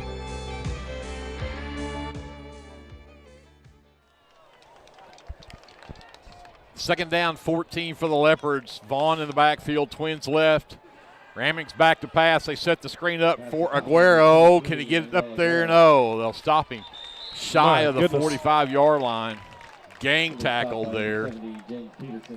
And number 70 just flat picked him up and relocated Mr. Aguero. He only got 2 yards out of that. That's going to bring up a 3rd down and 12. Actually, they're going to, they'll put it at the 44. Jones and Aguero are split right. Dodson left. Vaughn again in the backfield.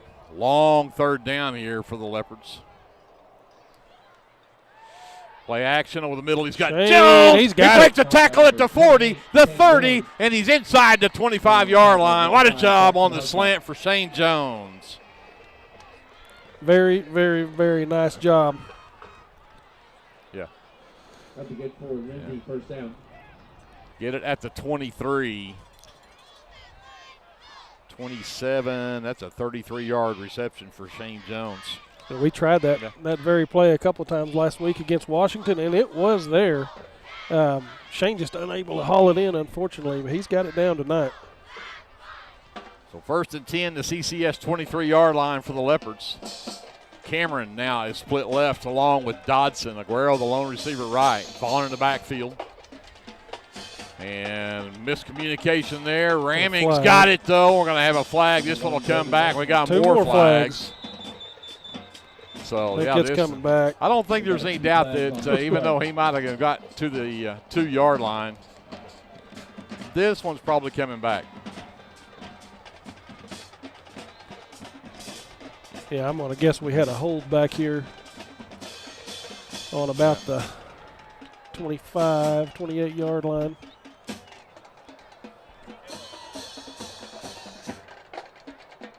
Officials talking about all the flags.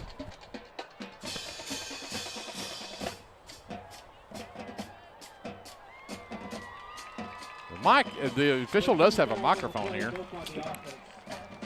Holding offense. Opponent's decline. Holding offense. 10 yards. So we have 2 holding calls, and one's declined and one's accepted. But tough call on which one to take, Greg. Exactly. I don't know which. I mean, both 10 yards, but that'll move the ball back to the 33-yard line. So essentially this will now become a 1st down and 20 for the Leopards, but they're still in CCS territory at the 33. Twins right, Dodson the lone receiver left, Cameron in motion right to left. They'll fake the handoff. They've got Aguero again on the slant, and he is very close to the first down, and it'll depend on the spot. He's right at the 13-yard line, which is where he has to be to get the first down, and they give it to him. 20 yards on the reception for Aguero and another first down for the Leopards. A nice play there. As I mentioned earlier, those slants are just really tough to defend. If you can connect on them,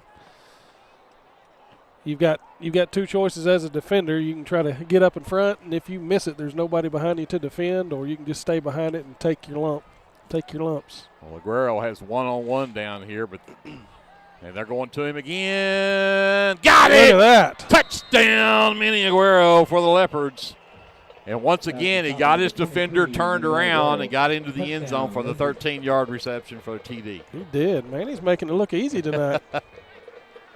He's got both of the Leopard touchdowns tonight off the arm of Brody Ramming. And again, the Leopards will go for 2 here. Because Manny actually had to slow down and sort of wait for that pass to get there. Yep. And lucky the defender wasn't able to close the distance in time. Vaughn in the backfield. Power set. And now they'll move everybody from right to left. Ramming. Again, looking over that left side. And he's not going to get there that time. And the 2-point conversion is no good. 8:32 left to go before halftime. The Leopards 14 and CCS 3. All right. Maybe we'll just keep it here. Don't take a chance to do anything right now. Okay. We had a little glitch in the software here, and it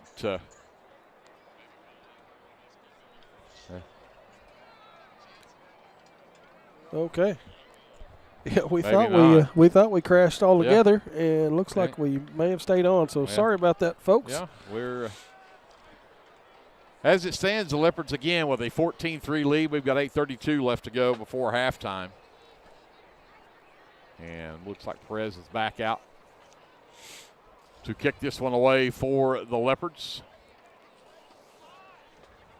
Turner is back deep. Looks like along with McGuire. For CCS.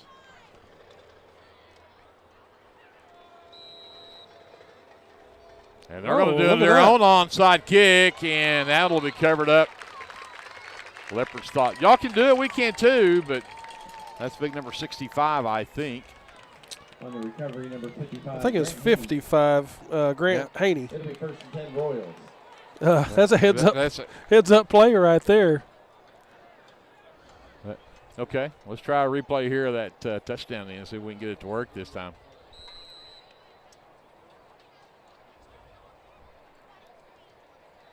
There it is, roll, and then look at that end zone. All the separation there. Again, the defender just lost.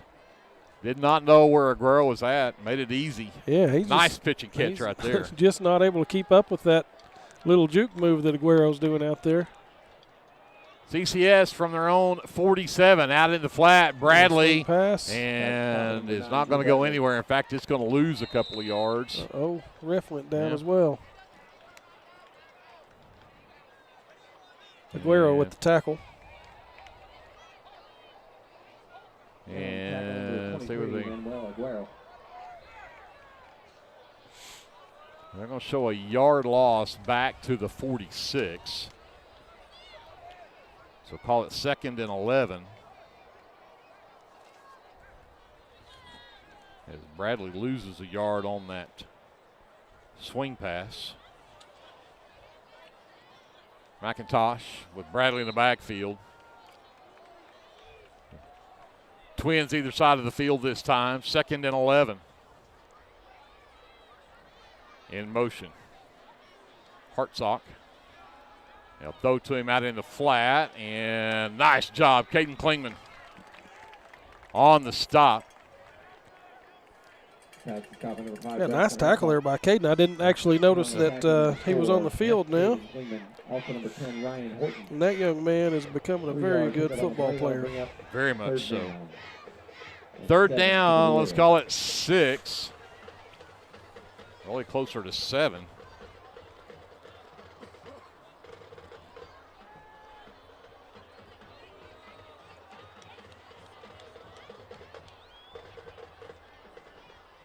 Twins either side. Bring man in motion left to right. McIntosh steps up. He's got some room. It's at the 40, the 35 with a blocker out front. We got Laundry back here on the 50. Yeah. So see what they do with this. Is he made it all the way down to the 26, 25-yard line. But looks like we've got officials with their hat laying on the ground as well, which usually means they threw their flag and threw their hat. But of course, we've got a flag back here right about where they caught that pass too. So let's see. Well, this may be offsetting me, maybe replaying this down. And of course, it depends. If the late hit was a dead ball, then they may mark off the holding call if that's what it is back here. Yeah. And then mark off the late hit after that and give them the first down from that. So here comes the white hat. Let's see what I got here. There are 2 fouls on the play, 1 by each team. Holding on the offense. After the play, personal foul, late hit out of bounds on the defense. Both fouls That's exactly what happened. It'll remain 3rd down.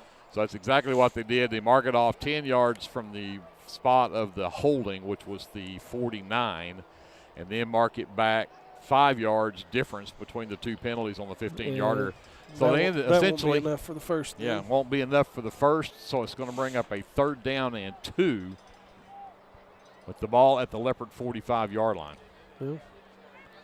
I will take that outcome over the what it looked like it was going to be. They'll stay Twins right, single receiver left. McIntosh from the pistol.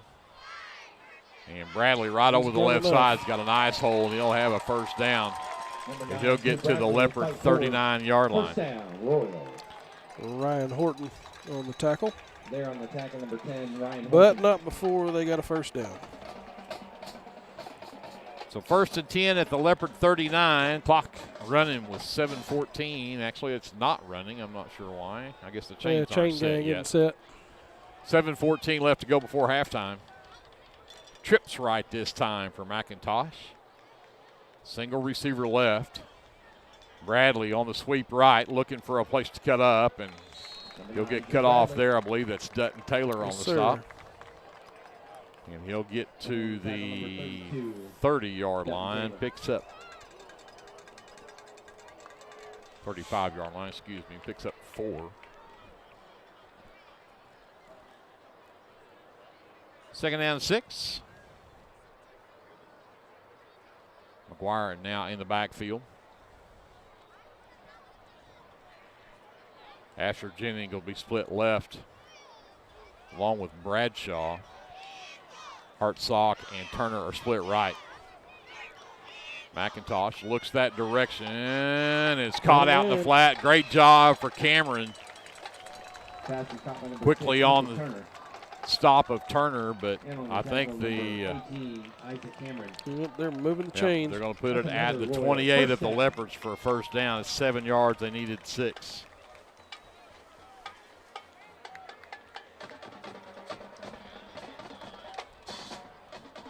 Trips left.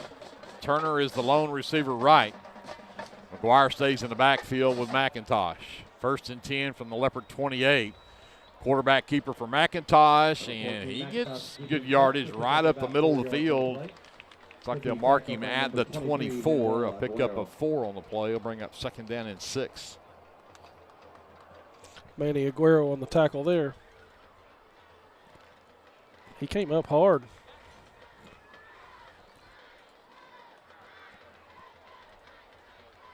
Go trips left again this time and leave Turner as the lone receiver right. McGuire stays in at running back as he'll line up to the right of, now back to the left side of McIntosh from the pistol.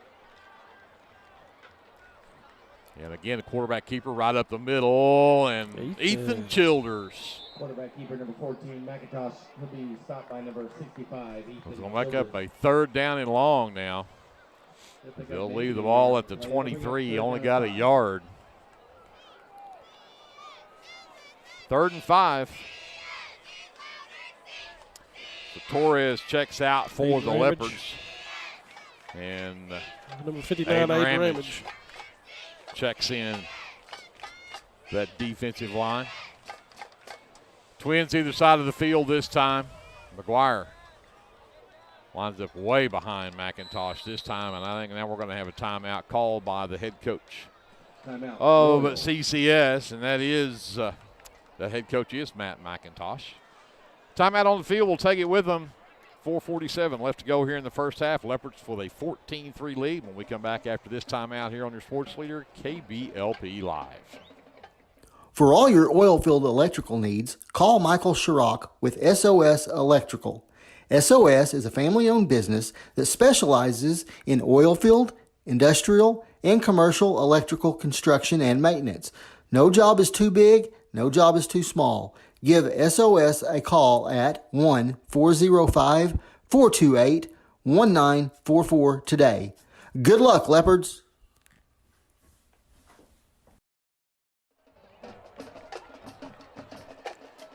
4:47 left to go before halftime. CCS has it at the Leopard 23-yard line, but they've got a 3rd down and 5 coming up. Turner and Hartsocker split right, Twins left. McIntosh again has McGuire way behind him in that pistol formation. Now he'll spread out way left, and they're going to throw it out to him in the flat. And the Leopards have got it covered and can't get him down. Goodness. Had 3 white shirts out there, and McGuire made it through all 3 of them without cutting down, and they're going to get a first down inside the Leopard 15 at the 14-yard line. I hate saying it, but that's just not a good job on the Leopard defense there. They had that more than covered up, and tackle ended up being made by the defensive end on that side. Had 3 white shirts out there to blow that up, and McGuire made it through without even being touched. So they now have it 1st and 10 in the red zone, Leopard 14-yard line. They'll stay with 4 wide, Twins either side. Bradley back in at running back. McIntosh again from the shotgun. Back to pass. Now he'll keep it himself as he fakes the pass and takes it right up the middle, and he'll be inside the 5. And at the 3-yard line, that'll be a 11-yard quarterback keeper for 1st and goal. For another Royal first down. Gashing is pretty good there, Greg. They are right up the middle. 3-yard line for the Royals.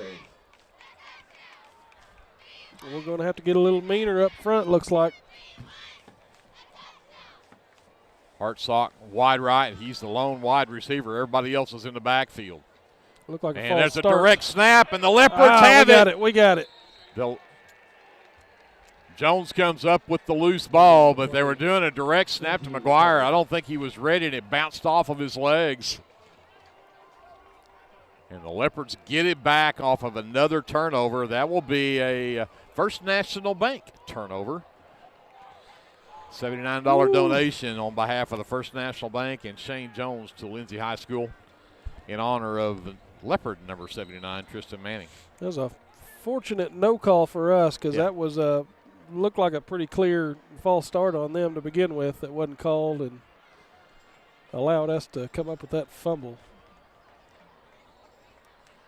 The Leopards have it, but deep in their own territory, their own 6. Ramming on the quarterback keeper on the right side. He's got to the edge, and he gets a run out of bounds shy of the 10-yard line, but there are flags on the field.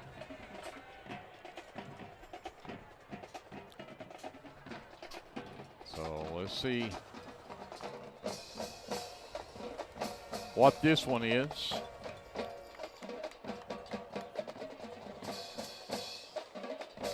And still waiting. Holding on the offense. No. Mark it half the distance. They'll put it at the 4. So basically it becomes now a 1st down and 12, but the Leopards now inside their own 5.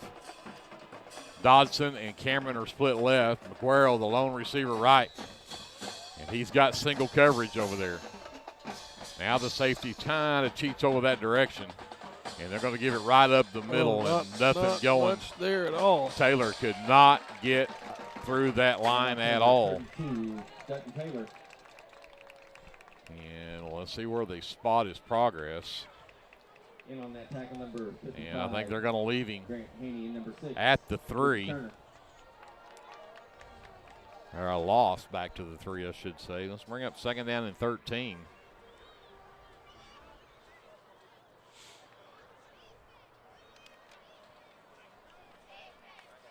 Twins right this time. And again, Taylor right up the middle, breaks through this time, but then gets caught before he can reach the 10. I think they're going to mark him at the 8. And maybe more like the 7, so still not much there, 4 yards. It's going to bring up a 3rd down and 9. Well, that gives you a little bit of wiggle room there, but we got a ways to go. 3rd down and 3rd and 9 for the Leopards. 3rd and 9. Dodson and Cameron are split left, Aguero right. Vaughn back in the backfield with Ramming this time. Big 3rd down play right here. Back to pass, Ramming over the middle. Had Jones, but just led him about 6 or 8 inches too far, and Shane could not get that hand to pull it in. It's going to bring up a 4th down, and the Leopards are going to have to punt from their own end zone. Unfortunate there. Shane had a step on his man.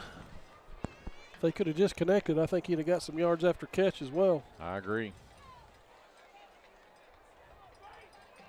I like to see us using Shane in the passing game a little more here down the stretch. Ramming stands in his own end zone to punt this one away. And he's counting men, so maybe too many men on the field. Well, Dodson ran off late. If they call him for being in the huddle, then would be 12 in the huddle, but they were on the line of scrimmage.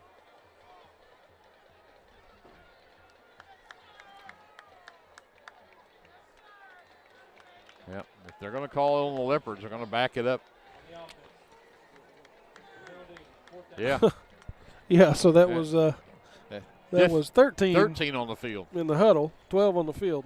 I'd almost go a hard count here. You know these guys are going to be coming after Ramming back there, punting from his own end zone. I mean, it's worth a shot.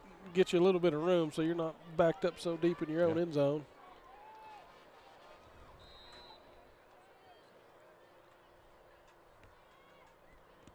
Ramming gets off a nice high punt, but it's not very long, and they'll call for the fair catch, but the Leopards will get a nice bounce out of it. That's a nice punt from Ramming. It'll go all the way back to the Royal 48-yard line. Yeah, I can't beat that. That's a nice punt from Ramming. Needed that when you're pinned back that deep. For sure. 2 minutes left to go before halftime. Make sure you stick around at halftime. We'll look at some of our other area teams and how they are going tonight. I can tell you that Purcell ran into the same buzzsaw last night that we did last week, and the Washington Warriors beat Purcell last night 40-0. That game was 7-0 at halftime. And 40-0. It was 40-0. So McIntosh with trips right, single receiver left, and Bradley in the backfield. 1st and 10. Bradley now goes out into the flat. They'll swing it out there to him on the screen. Now he's got the double move and a wide open receiver. And Tag Holt is going to go in for the 52-yard touchdown. Pulled his bag of tricks out. That's the second time that they've pulled the double move like that and had a wide open receiver. And boy, that was a pretty football. It was for a running back. The Tag Holt with the 52-yard reception for the touchdown. My goodness. That makes it 14-9, and of course the extra point try to come. And that one is up, and that is good from Carter Lowry. A one-play drive that took all of 10 seconds off the clock, and CCS has closed within 4 of the Leopards. The Leopards still up 14-10, 1:50 left to go here before half. Let's take a quick timeout. We'll come back right after this. Live coverage of Leopard football is brought to you by the First National Bank here on KBLP Live. This is Dr. Matt Shelton with Lindsay Family Dentistry. I'm a 1997 graduate of Lindsay High School and have been practicing dentistry in Lindsay since 2006. We welcome you to come to our dental practice so we can help you and your family with all your dental needs. We offer dental services for everyone at every age, from braces to aligners to crowns, bridges, dentures, and implants. Give us a call today at 405-756-4093 or stop by at 102 Southwest 7th Street and let us give you the healthy, beautiful smile you've always dreamed of.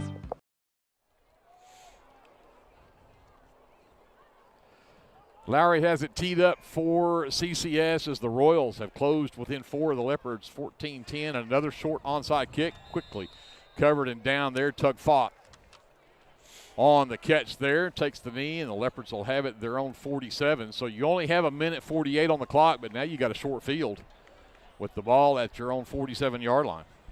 Yep, got plenty of time to score. Well, we just saw it only takes 10 seconds. Well, you know. That's right. But you're right. Well, we've got the weapons to be able to do that. Do. And I really, I go back. The Leopards have had 3 different times tonight. We've done that deep slant with Jones. If you can occupy that safety in the middle of the field, worried about Jones across the middle, and have a Maguero coming from the other side, I think you can get Aguero on a deep fade post route, something there. Yep, absolutely. I was thinking. Well, they'll go trips right this time. Taylor in the backfield with Ramming from the shotgun. And 1st and 10, their own 47. Ramming rolls right, looks to throw. He's got 2 receivers over there, but Aguero cannot come up with that one. Cameron was in the area as well. But that one will fall incomplete. Stops the clock with 1:41 left before halftime. Yeah, Aguero just covered up out there from the get-go, jammed up against the sideline, nowhere to go. This time Dodson will split left. Cameron and Aguero are right. Taylor stays in at the running back. Jones lines up slot left. Yeah, he'll step up on the line at the tight end. 2nd down, 10. Ramming with the quarterback keeper, jet sweep right.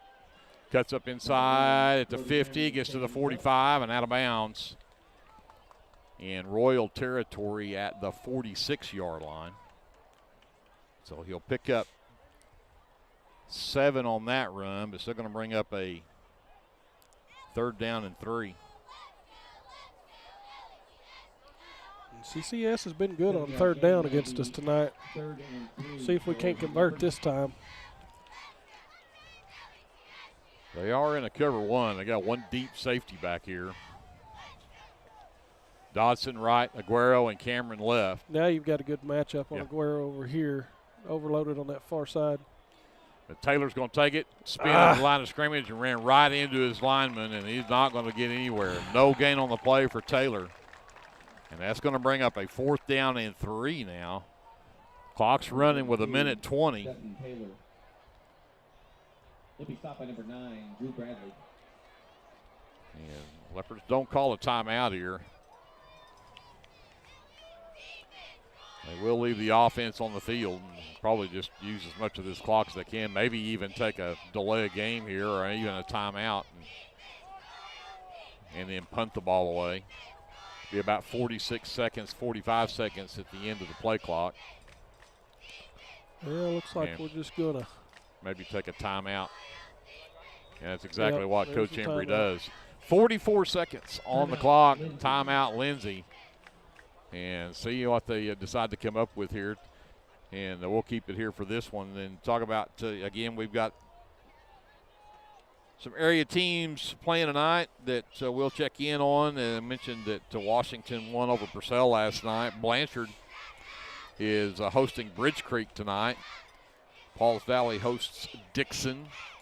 And Crooked Oak is on the road at Frederick tonight. Little Axe on the road at Comanche. And some other 2A games I put on here just because we're starting to get to that point of the season where we start thinking about who you're going to match up against playoffs. And everybody in 2A4 is chasing Kingston, but Lexington and Davis and Holdenville are all in there. So Lexington hosting Marietta tonight. I think it's homecoming at Lexington tonight. Then Davis is at Atoka. Kingston at Holdenville. Dibble at Stratford. Healdton is at Wayne. Elmore City Purnell hosting Rush Springs tonight. Ellick is at Cyril. And Maysville, the Warriors, are on the road at Maud. So we'll check in on all those games coming up here at halftime.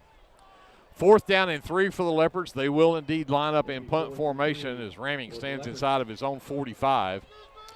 Hartsock, more of a safety place there than he is trying to be a receiving.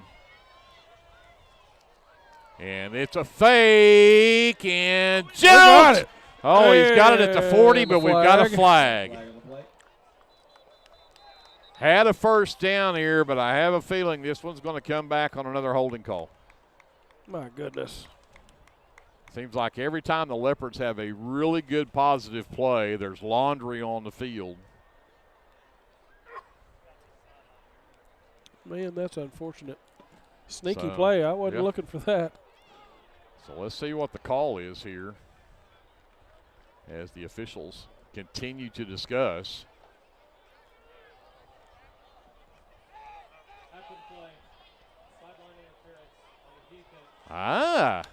Sideline interference on the defense.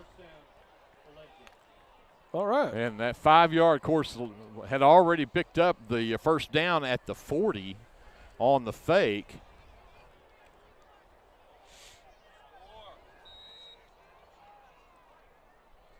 So now the Leopards have it 1st and 10 at the 35. Back to pass, Ramming. He's looking for the fade for Aguero. He got it. Got it! Oh, it's loose. I thought he had it. Oh, that was beautifully thrown, played, double coverage, and still got it. And I actually thought Aguero had that. Did too. He dropped it right in there. Man, he had a chance at it. On the far side of the field there, couldn't tell if the defender had a hand on it or not, but nevertheless, we're 2nd down back here at the 35 again. 31 seconds still left. This time Aguero and Dodson are split left. Dutton in the backfield, and we've actually got number 5 out there for the Leopards now. We got Tanner Curry back from his injury, and then now we're going to have a timeout called by CCS. A little confusion on defense maybe, so let's take a quick timeout here. We'll have some words from our sponsors. We'll come back after this. Leopard football presented by the First National Bank here on KBLP Live. The team at Streamline Services contributes a great deal of their success to hard work, experience, and above all, a positive health and safety protocol. There is every reason they should be your next phone call for any of your oil and gas swabbing needs. Give Austin Smith a call today at 1-405-756-7763 to see how Streamline Services can help with your project while ensuring safety and professionalism without sacrificing quality work being done. Everyone at Streamline Services wishes the best of luck to everyone at Lindsay Public Schools this year. Go Leopards! 2nd down and 10 for the Leopards at their CCS 35-yard line. 31 seconds left before halftime. The Leopards with a 14-10 lead would sure like to add something on here, especially since CCS gets the ball to start the 3rd. Aguero is in the slot left. Dodson wide left.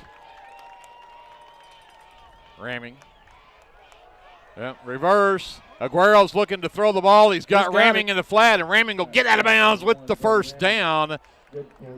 And they'll mark it at the 23-yard line, a pickup of 12.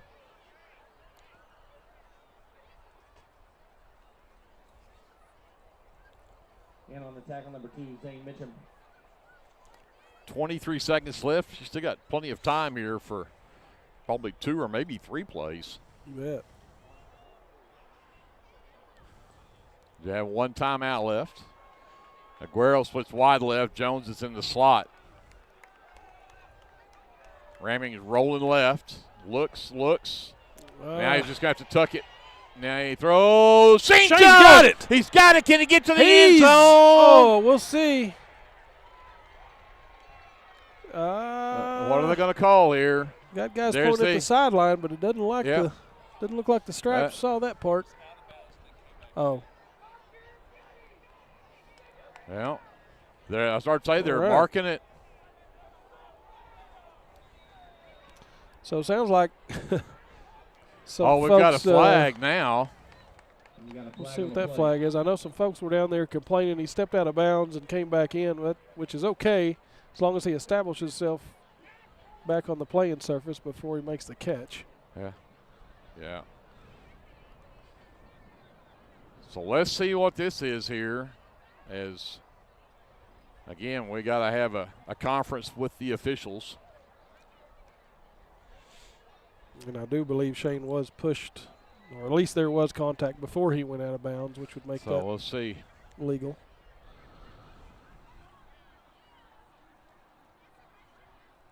And hard to tell from that angle. We didn't have the camera over that far left to be able to see the actual out of bounds part there as we but again, officials are still discussing here. They do have some long discussions. They do, don't they? This evening. And, yeah.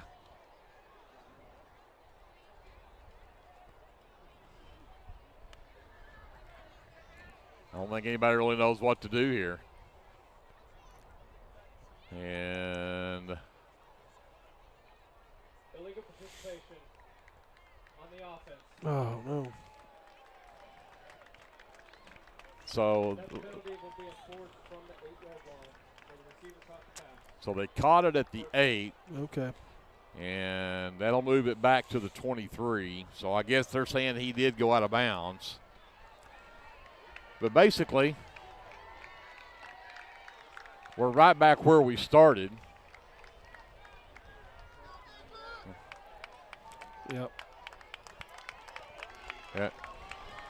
But now they're going to have to go explain it to Coach Embry what the call was. So we still have a delay here.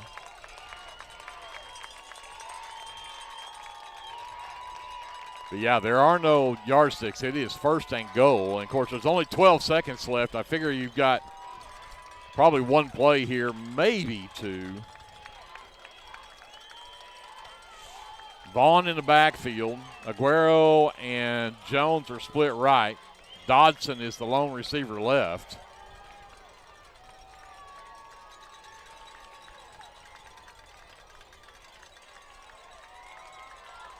And officials are still holding things up here. Now they've got the yard markers back out there.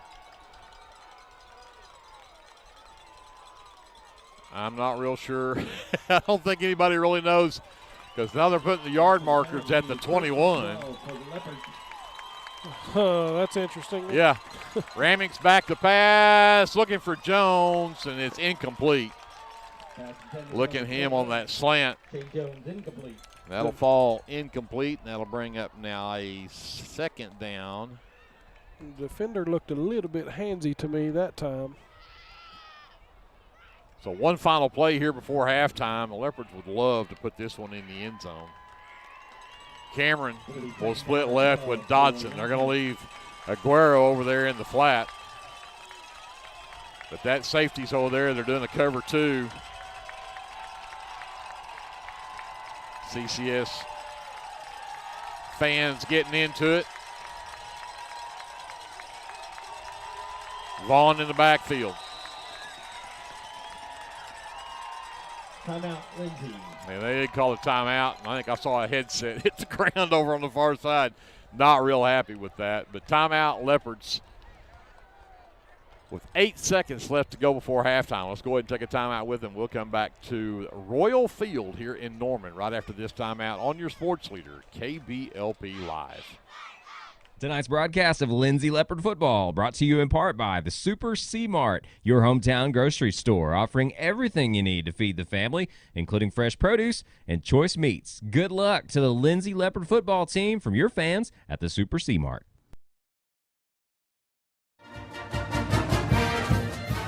The First National Bank of Lindsay is proud to be a sponsor of tonight's football broadcast. Whether you're looking for a business loan, a personal loan, or a certain type of deposit product, chances are we have what you're looking for. First National Bank, locally owned and operated, insured by FDIC, equal housing lender. Second and goal for the Leopards, final play, and we're going to have flags. Unreal. Wow. Cannot get a play to go, and they're going to talk about maybe too many men on the field for the Leopards again. 1, 2, 3, 4, 5, 6, 7, 8, 9, 10, 11, 12. My goodness. Come out of a timeout with too many men on the field.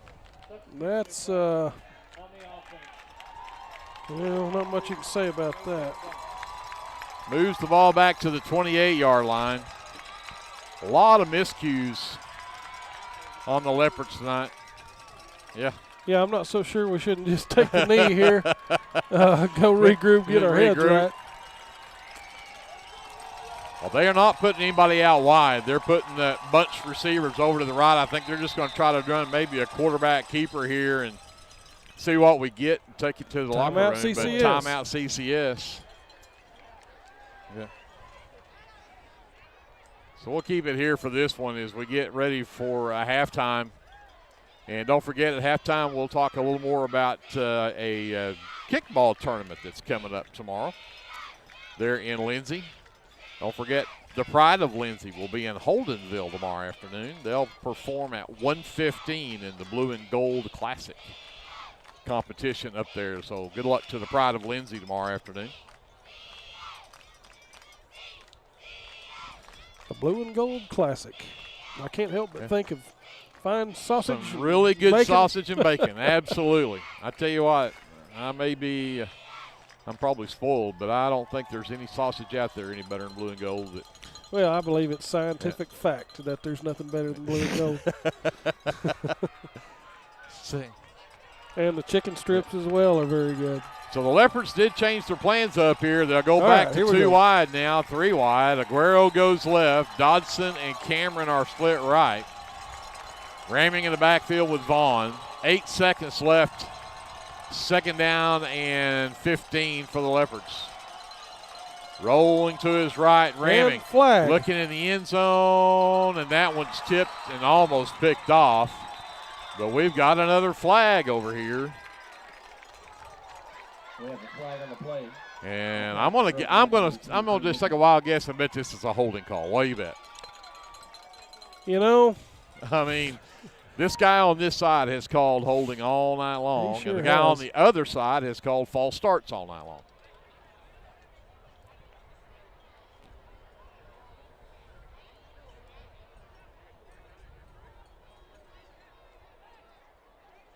One second on the clock. Illegal formation.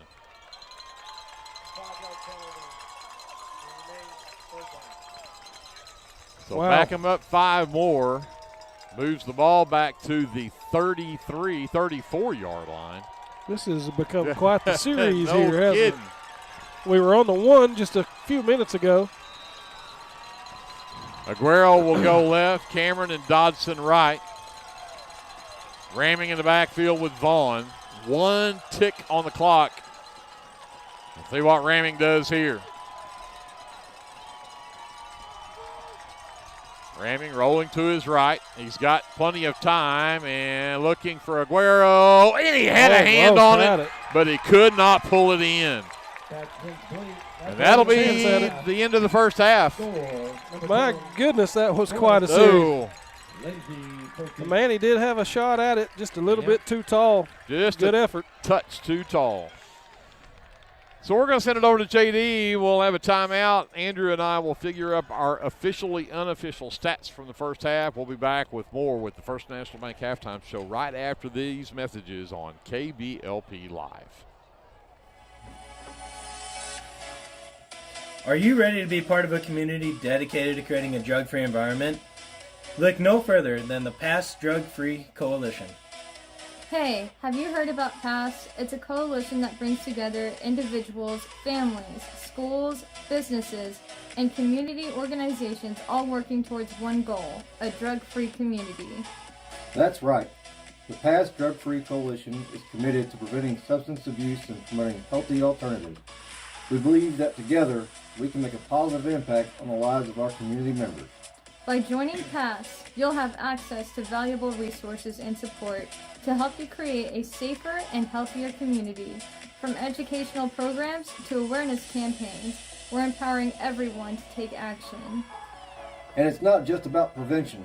PASS also provides support for those who are recovering from substance abuse, connecting them with the necessary resources and assistance they need to get back on track. So, how can you get involved? It's easy. Visit our website at www.passdrugfree.org or at PassDrugFree on social media and learn more about our upcoming events, workshops, and initiatives. Together, we can create a community where everyone has the opportunity to thrive, free from the harms of substance abuse. Join us in making a difference. Remember, the power to create change starts with you. Join the Pass Drug Free Coalition today, and let's build a brighter, drug-free future together. For over 68 years, Winans Funeral Home in Maysville, Oklahoma, has been serving families in the area during their greatest time of need, the loss of a loved one. We treat each family as if they were our own and consider it a true calling to minister to each and every family that calls upon us. We don't take caring for your loved one and your family lightly. Your care is important to us. Call on us 24 hours a day, 7 days a week, where our staff can assist your family with immediate need with the loss of a loved one, pre-need arrangement planning, pre-need burial insurance, along with questions regarding funeral burial trust accounts, Veterans Administration, and Social Security benefits questions. Myself, John W. Williams, Teresa, and Claudia are well experienced in these areas and will be more than happy to assist you in any way we can. Winans Funeral Home in Maysville, where you are family. American Exchange Bank, right here in Lindsay, is a locally owned and operated community bank that believes in just that, you, a community of fellow Leopards. We love our customers. We feel very grateful for each one. So if you are looking for a safe place to put your money, need help achieving that next dream project, or are simply looking for a different banking experience, give us a call at 405-756-3101. We look forward to serving you each day. Member FDIC and Equal Housing Lender.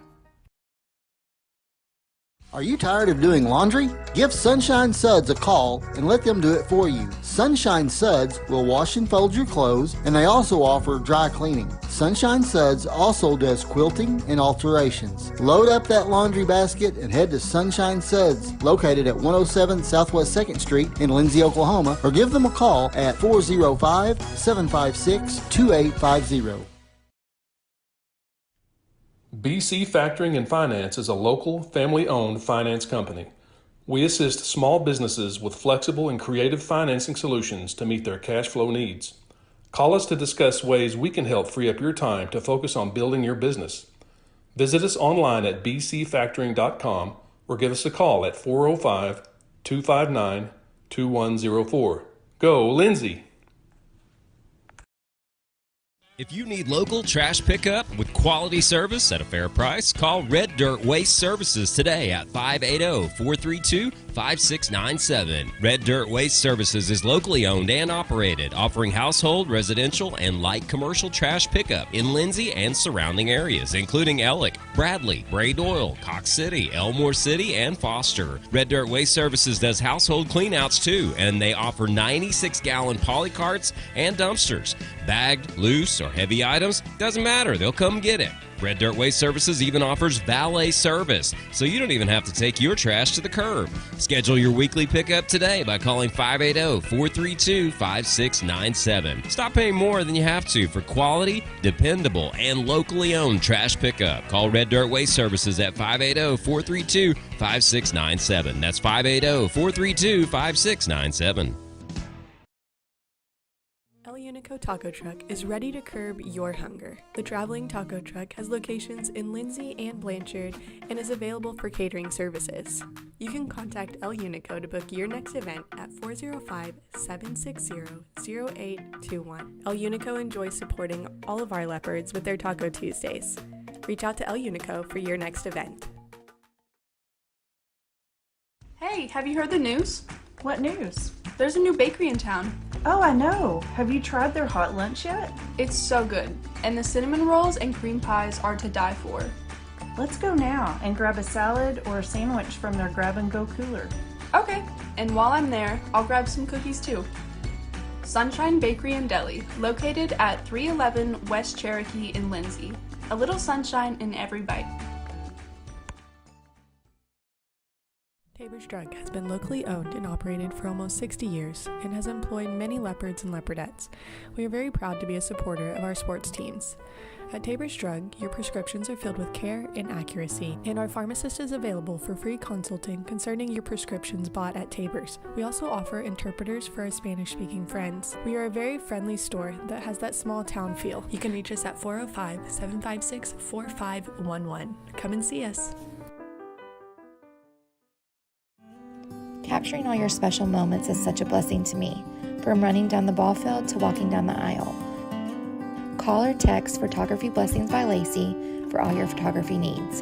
405-428-0305. Go Leopards and Leopardettes. Hughes Heat and Air is a family-owned business that serves Lindsay and surrounding areas. Hughes Heat and Air provides service for residential and commercial jobs, including simple repairs and new installations. Hugh and his crew take pride in providing professional, efficient, and reliable work at affordable rates. For your next heat and air project, give Hugh a call at 1-405-756-6399. Good luck, Lindsay. Car Care Center is your hometown auto repair shop right here in Lindsay, America at 211 West Cherokee, providing complete automotive repair on foreign and domestic cars and trucks. So if your ride needs repair or service, Car Care Center can get it done. Whether it's radiators, mufflers, brakes, or diagnostics, Car Care Center can handle whatever you need to get back on the road. Call Car Care Center at 405-756-1447. That's 756-1447. Available Monday through Friday from 8 a.m. to 5 p.m. That's Car Care Center at 211 West Cherokee in Lindsay. This is Brandon Cottrell, pastor at Calvary Baptist Church. Just want to take a moment and invite you to come worship with us this Sunday. Classes begin at 9:30 and worship follows at 10:45. We have something for all ages each Wednesday night. Meals begin at 5:30 and Bible study follows at 6:30. We would love to have you come be a part of our worship. We're located 410 West Chickasaw. Come join us. Tonight's football broadcast is brought to you in part by the City of Lindsay, proud supporters of Lindsay Leopard football and all student endeavors at Lindsay Public Schools. Keep up with local information and events at cityoflindsay.com, which now offers easy online bill pay. Good luck to the Leopards this football season from the City of Lindsay. Clements Insurance provides insurance coverage to best suit your needs. We offer auto, home, farm, life, and business policies. Come by 109 West Chickasaw or call 405-756-2253. Clements Insurance is carrying on the tradition to satisfy you. So come see me, Keith, or Beth. Go Lindsay. Football season is here, and that means it's time to show off that school spirit with team apparel from Design It Screen Printing and Embroidery at 304 South Main in Lindsay. Design It can get you all geared up with t-shirts and caps, team uniforms, and also offers custom embroidery and screen printing. Stop by Design It at 304 South Main in Lindsay or call 405-756-3635. Go Leopards from all your fans at Design It in Lindsay. Hey Leopard fans, this is Nick Johnson from First Baptist Church Lindsay. At First Baptist Church, we are a family ministry and desire to faithfully proclaim the gospel in Lindsay and beyond. We would like to invite you to join us every Sunday for worship at 9 a.m. and Sunday school following at 10:15. Our Wednesday evening activities start with dinner at 5:50, and then we have Bible studies for children, youth, and adults starting at 6:30. First Baptist Church is proud to support the Lindsay Leopards, and we wish all of our student athletes a successful season. From all of us at First Baptist Church Lindsay, go Leopards! For all your tax services, contact Grant and Katie Johnson, CPA. Grant and Katie are certified public accountants that provide full-service accounting, bookkeeping, payroll, and tax services. With 2 offices, one located at 600 Southeast 4th Street in Lindsay, Oklahoma, and another at 313 North Walnut in Pauls Valley, Grant and Katie are ready to meet your CPA needs. Give Grant or Katie a call at 405-2 238-2727 and set up your appointment today.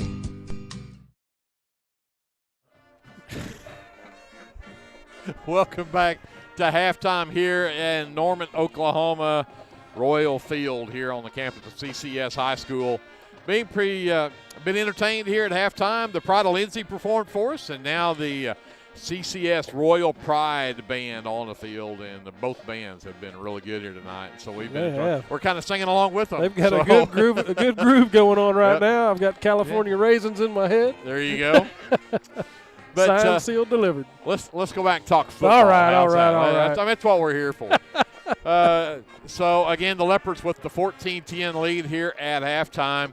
And was an exciting and interesting first half as the Leopards and CCS, neither one really felt like got their offenses going the way they wanted them to. The Leopards took the opening kick, drove 80 yards, took 6 minutes off the clock, went up 8-0, and then you get CCS turns it over on downs, their first possession, and the Leopards get it back. We think, hey, this is going well. Leopards fumble the ball away, and CCS kicks a field goal out of it, and then the Leopards come back and score on a 13-yard pass play to Aguero. He had the 12-yard pass play on the first touchdown for the Leopards, and the Leopards go up 14-3, but then CCS fumbles again. The Leopards get that recovery. The Leopards punt. CCS comes back on a one-play 52-yard drive to score with a minute 50 left to go before halftime. Make it 14-10.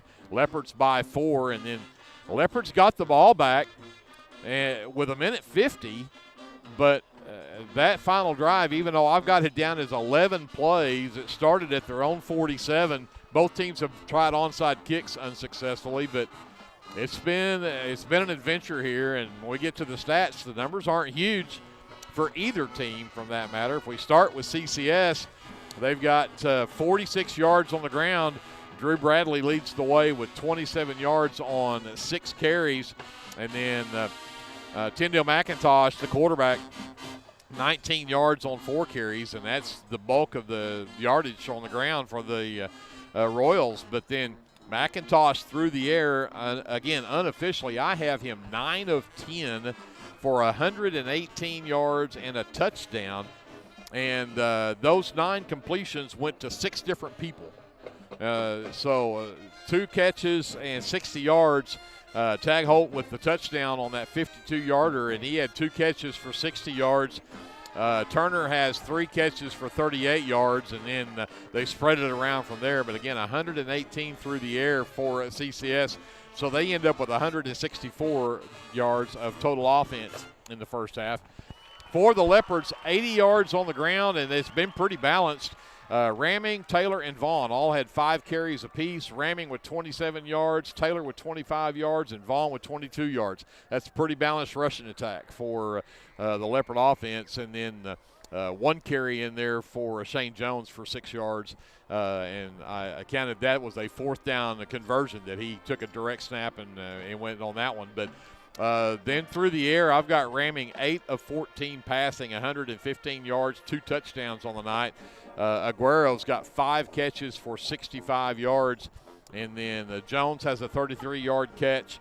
Ramming has a 12-yard reception off the pass from Aguero on a reverse that they threw a wrinkle in on, and Ramming gets a 12-yard reception, and then Isaac Cameron also has a 5-yard reception in there for the Leopards. So the Leopards end up with 195 yards of total offense in the first half. With that, I'm going to send it over to Andrew. We'll talk a little defense here. Yeah, Greg, you mentioned the balance of the offenses here, and I was just looking at these 2 defenses here, and both of them have had to defend the pass and rush very evenly. However, I will say for the Leopards, this is probably the best passing attack I think they've had to defend this year, other than Washington, of course. Yeah, right. Anyway, I'm not going to say too much about Washington. Yep, I'm going to digress. Pretty even defensively both ways. Both teams allowing around 6.5 yards per play. Let me see. I'll start with Community Christian. As you mentioned, 16 rush plays, 16 pass plays they've had to defend, giving up, allowing 195 yards from the Lindsay offensive attack, 6.1 yards per play average. Tackling-wise, let's see, number 25, and I should have wrote all these names down and didn't. Grayson McGuire, their leading tackler there with 4 tackles. Number 9, let me see, should have wrote these down. Drew Bradley, and number 27, excuse me, guys. Tytro, excuse me on that. Those are the 3 leading tacklers. For them, they've spread it around quite a bit tonight, and I won't mention all those tacklers. One place where CCS has been very good tonight is on 3rd down. We have not, unless I missed one, they haven't allowed the Leopards to convert a single 3rd down tonight, which is a very good sign for a defense. However, they have allowed us to gain 3 fourth downs. Not so great there, but on 3rd down they were, let's see, 5. They allowed 0 on 5 third down attempts by the Leopards, so very good there. They've kept the penalties down. Just 2 penalties for 20 yards for CCS, and I will mention a fumble recovery by them. So good job there for the Leopards. Let me, a little bit of wind grabbed my paper there. Excuse me. Tackling-wise, spread around again quite a bit. Ryan Horton, Isaac Cameron, Shane Jones, Dutton Taylor, Ethan Childers, all with 3 apiece. I'll mention Dalton Parker, Ryan Horton with, let me back that up. Manny Aguero, Shane Jones with a couple of tackles for loss, and, of course, a fumble recovery by Shane Jones, which was big. The Leopards allowed 164 yards on 24 total plays, so they allowed, on average, 6.8 yards per play. Leopards haven't been as good on 3rd down. CCS was able to convert 3 out of 4 there, so 75% or 25%, depending on how you look at it, for the Leopard defense. Where the Leopards have been bad tonight is penalties, Greg. I've got down here 10 penalties for 70 yards. So the yardage that you talked about a while ago, you got to knock off 70 yards. Right. Yeah, which is just, I don't know if it's on some of these, the Leopards' fault. Some of them I didn't think were very good calls. A lot of them were just kind of bonehead stuff. Too many men on the field. I was hard to say, twice you get caught with too many men on the field, and once it was coming out of a timeout. Yeah, so, I mean, that's almost inexcusable. There's not much excuse for that. Anyway, I won't go any further there, but pretty even defense. We're used to the Leopard defense dominating a little bit better than that, but they're getting a little bit more of a test here from CCS than what we've been used to. So we're just going to have to man up, toughen up front. I thought we played fairly decently, but there's been some soft spots here and there. Let's see, Dutton Taylor's got a big job there.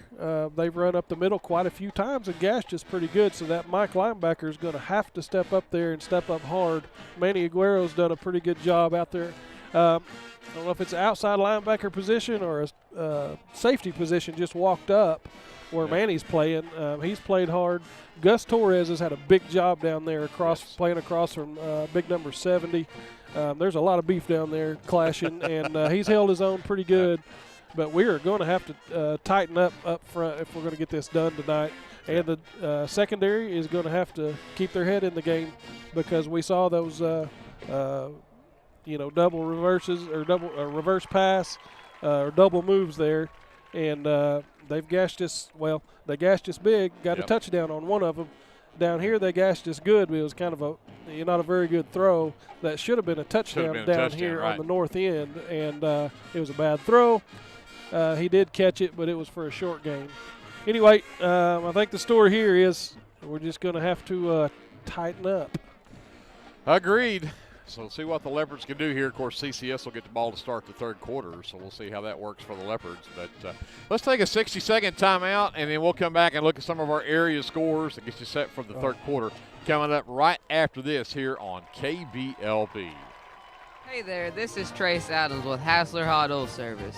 We are family owned and operated with over 25 years experience. I am a 4th generation Lindsay Leopard, and we proudly support Lindsay Leopards and Leopardettes athletically and academically in all their endeavors. Call my dad, Greg Adams, at 405-756-6075 for all of your hot oiler needs. Again, that's 405-756-6075. Go, Lindsay! Hi, I'm Jess Thornburg with Homestead & Co. Realty. I'm a local realtor that lives locally. I live here and I work here. Growing up in rural Oklahoma, I was taught the value of doing the right thing. I know how valuable relationships are with good people. So I'd like to apply for the relationship of being your realtor. I'm not a high-pressure salesperson from the city, so call me at 405-471-9855 when you're thinking real estate. You'll get information from a real person without the sales pressure. Call me at 405-471-9855. Let's go, Lindsay. To support city tournament in postseason. They swept back here at halftime as Thursday, Friday, and Saturday won 3 straight games. Looking at some of our area scores here at halftime. If I can hear myself think, mentioned earlier in the pregame, we've got 2 massive PA speakers directly or under us right here, and it is loud. Let's look at starting Class 4A. Blanchard leading Bridge Creek 33-0 that game in the second quarter. Pauls Valley all over Dixon right now, 43-6 that game in the second quarter. Frederick up 50-12 on Crooked Oak. Give them a huge Royals round of applause for their tremendous achievement. Congratulations, volleyball girls. Okay. He's rattling my head. I can't think. Comanche is only up 7-0 on Little Axe that game in the second quarter. Lexington up big over Marietta, 34-0 that game in the second quarter as well. Davis is up on Atoka, 35-7 that game also in the second quarter. Kingston up 21-6 on Holdenville in the second. Dibble is up 27-0 on Stratford that game also in the second quarter. Healdton leads Wayne 15-8 at halftime. Elmore City Purnell big tonight, up over Rush Branks 40-0 that game in the third. Then Ellick at a 2-point lead in the first quarter at 30-28. And then Maysville leads Maud, I think. I wrote down M, and I can't remember if that was for Maysville or Maud. I believe Maysville's up 20-12 in the third quarter now. I may need to double-check that. But the OCS Millwood game has been one we've been kind of interested in. OCS is really, really good this year, obviously. They lead Millwood 14-6. That game is in the second quarter? Third quarter. Third quarter. Looks like it. OCS over Millwood. I don't know that I would have picked that one coming out. No, sir.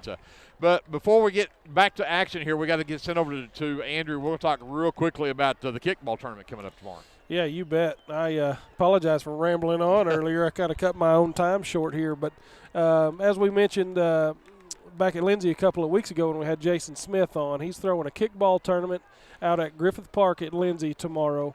And the proceeds of this tournament are going to go toward renovating the bathrooms out at Griffith Park, a project that is really needed. Real quickly, I'll go through here. Tomorrow it's going to kick off about 9 o'clock in the morning. We'd love for you to come out, buy some raffle tickets. There's going to be a drawing at about 3 o'clock in the afternoon. You don't have to be present to win. But raffle tickets are $5. You can come out to the field, again, Griffith Park. Jason, I believe, told me that you can also go to the Lindsay Youth Council Facebook page and can find information to purchase tickets via Venmo if you'd like to do that. In the raffle, there's some OU tickets up for grabs, some Thunder tickets, a Lego set, something for the kiddos, a $50 Walmart gift card, and a few others. So come out and join us tomorrow. It's going to be good fun. We've got a lot of youngsters and old ones alike that are going to be clashing in some games of kickball. I'll be out there myself with KBLPlive covering some of the action. And so if you can come out, we'll see you tomorrow. Let's get back to football. Perez teed up for the Leopards. Deeper kick this time, headed toward the sideline, though, and it'll bounce out of bounds. And I think they'll end up taking the penalty on that one and marking it out at the 35. Let's see what.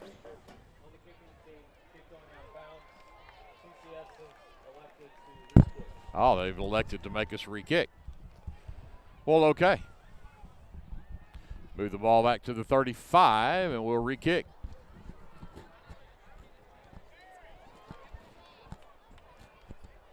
Yeah, Again, see, I could have talked about the kickball tournament some more, yeah. We should have known he was just going to kick that out of bounds.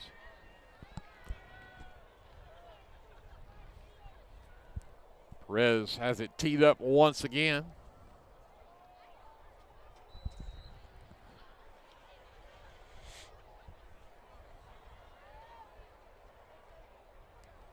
And this one again right up the middle of the field. Takes a oh, what coverage! Nice Cason work. Tag Holt. Grab that one and work right on top of him. No return at all. And so CCS will have it. I think that's our very favorable spot at the 35. But first and 10.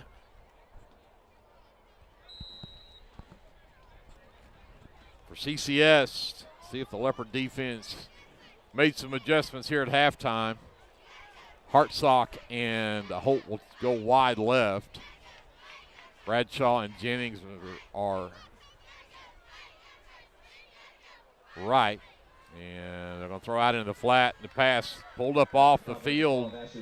And they're going to say that Jennings stepped out of bounds shy of the 40-yard line. That was Ryan Horton running him out of bounds. Wasn't sure that pass didn't hit the turf before he grabs it, but they're going to mark it at the 44, so that'll be actually the 39, excuse me. I'm 5 yards off on the deal here. It's a 4-yard reception.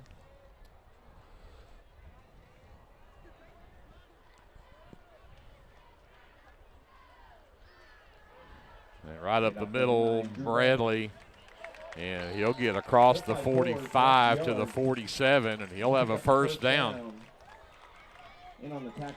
Gus Torres there making that play.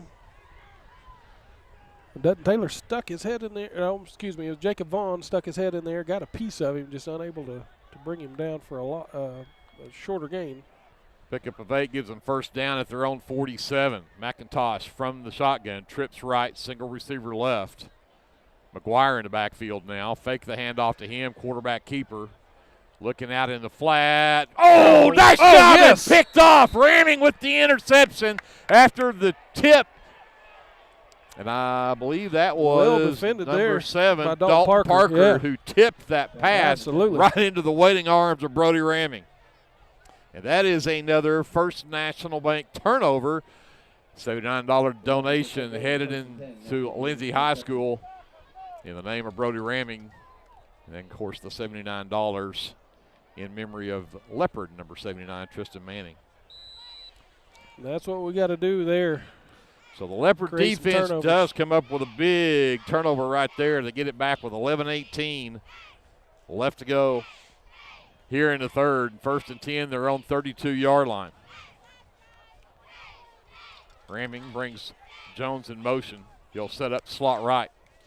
And they're going to give it to Vaughn. Big hole over the right side. Puts his head down across the 40 to the 42-yard line. Very close to a first down. He should have it. Pickup of 10 and a first down for Vaughn. His biggest run of the night. Hats off to the big hogs up front on this side. Who is that over here? Let me see. Hannibal Hines, Levi Smith on the right side of that offensive line. Opening up a big old hole. I lied. The very first play of the game, he picked up 11. That was his biggest game. That was his second. Again, Aguero splits right. Dodson is left. Jones in the slot left. And they're going to give it to Vaughn. Another huge hole. He's at the 50s in Royal territory, stretching to the 45-yard line. And the Leopard line has suddenly decided they are going to play some football here. Yes, sir. I'd say the Hogs came out fired up. That was 13 yards on that one for Vaughn. Another Leopard first down. They are now in Royal territory at the 45. Jones and Aguero will be split left this time. Dodson right. Priest Williams is at the tight end right.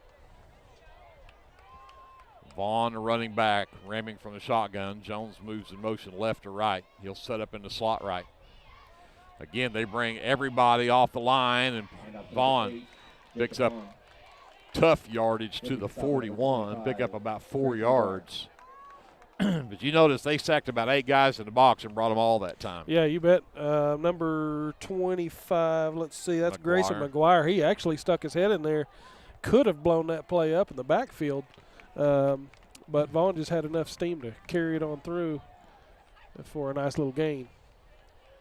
Again, they've got almost looks like single coverage on Maguire wide left. Yeah, now's a great time to stick it to number 23 over there. And if Vaughn's going to keep it right up the middle, they're going to stay on the ground with the running play, and he's going to be close to a first down, but about a yard short at the 36. So bring up 3rd down and 1, but another 5 yards. And also in on that tackle, number 25, Grayson McGuire. Now this time they're going to split Dodson and Aguero both left.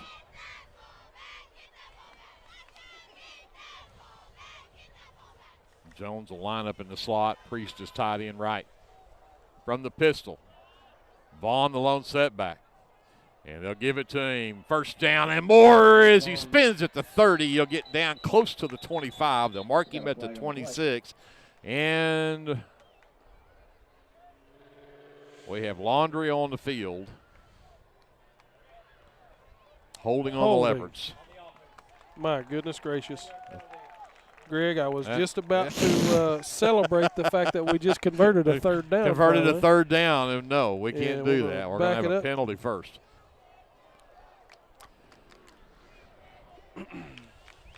That moves the ball back to the Leopard 46-yard line. So 3rd and 1 just became 3rd and 11.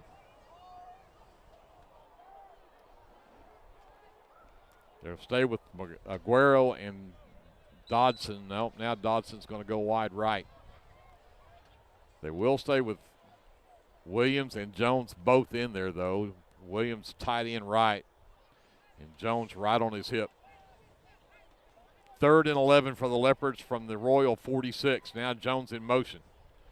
He'll set up left-hand side, ramming, fakes the pass, and then he's got tracked down from behind, gets away. Now just throws in the direction of Shane Jones, and he can't come up with it. Ramming has been running for his life pretty much all night. Yeah, he sure has. And that's not a good sign. Yeah. But now it's a 4th down and 11. And see if Coach Embry decides to go for this one. I would suspect he would. You're on the CCS side of the 50. Again, Aguero, the lone receiver left, Dodson, the lone right. And they've got 8 men within 5 yards of the line of scrimmage. And now they'll back up and do a quick punt with nobody back deep.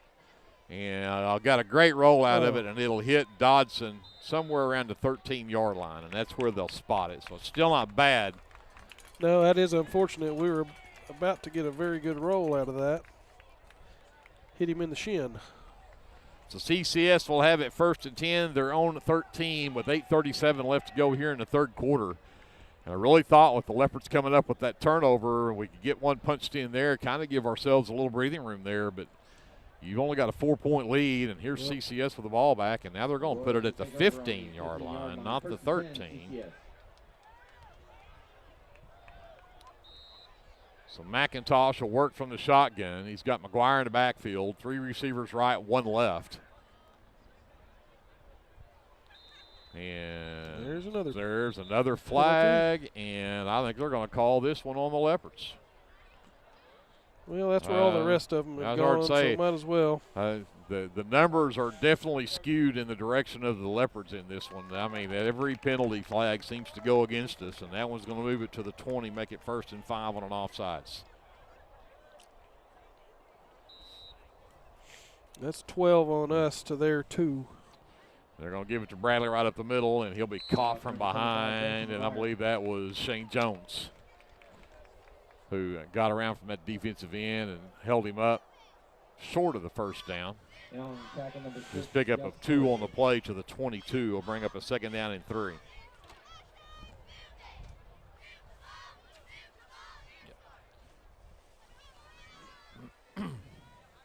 Bradley back in at running back. 2 receivers either side for McIntosh as he works from the shotgun. 2nd and 3. CCS, their own 22. They'll bring Jennings in motion left to right.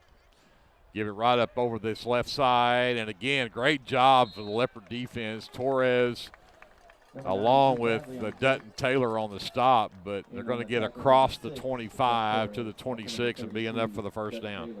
That'll be good for Royals first down.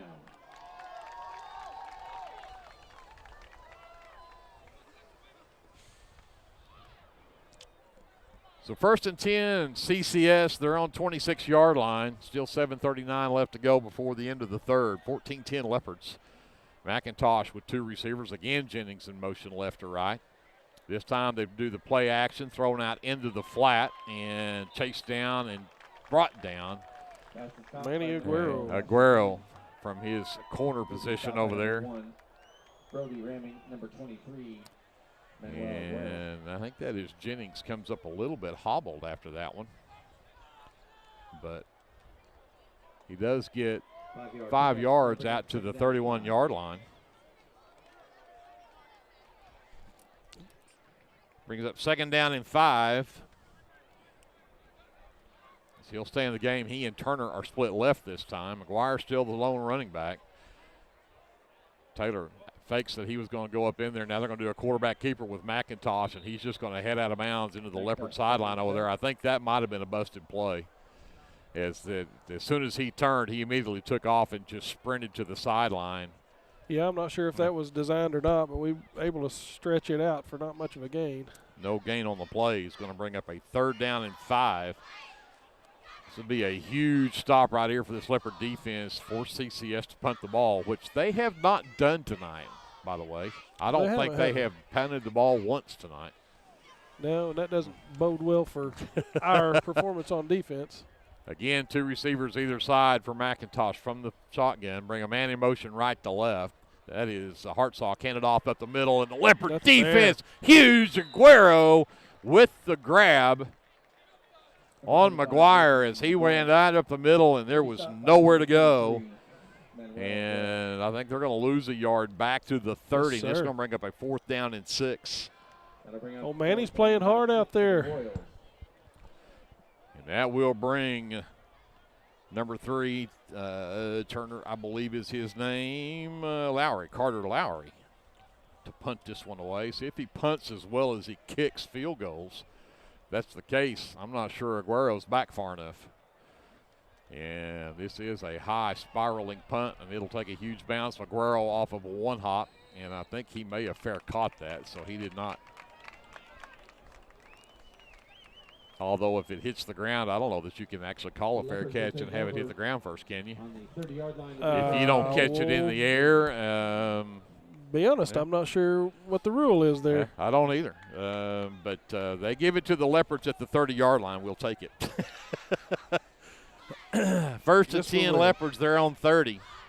Let's get that Russian attack going again. We were chewing up yards in a hurry there, making some big holes, gashing them.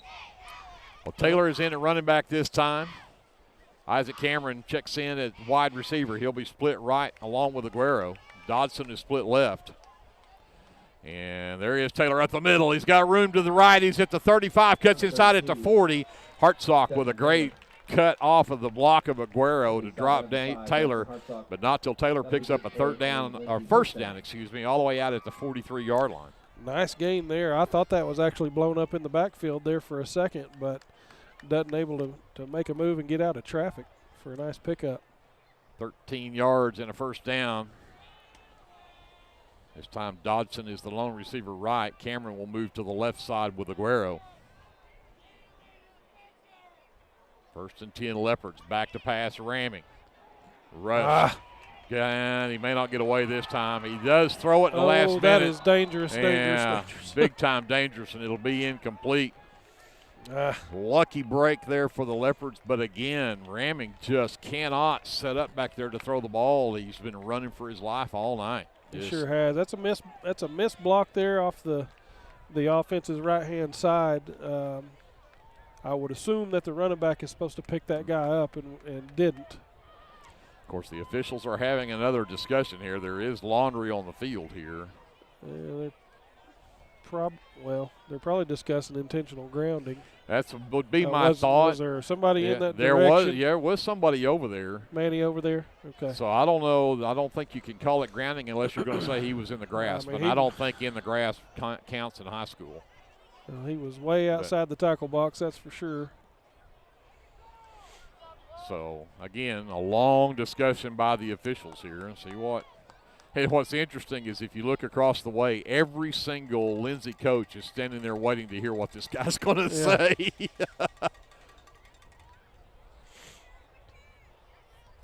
Well, whatever it is, it should be accurate. It is well thought out and talked about. Well, it should be, but whether it is or not. It should be. Well, let's see what the White Hat has to say here. Yeah, I don't agree with that call at all. He had a receiver in the area.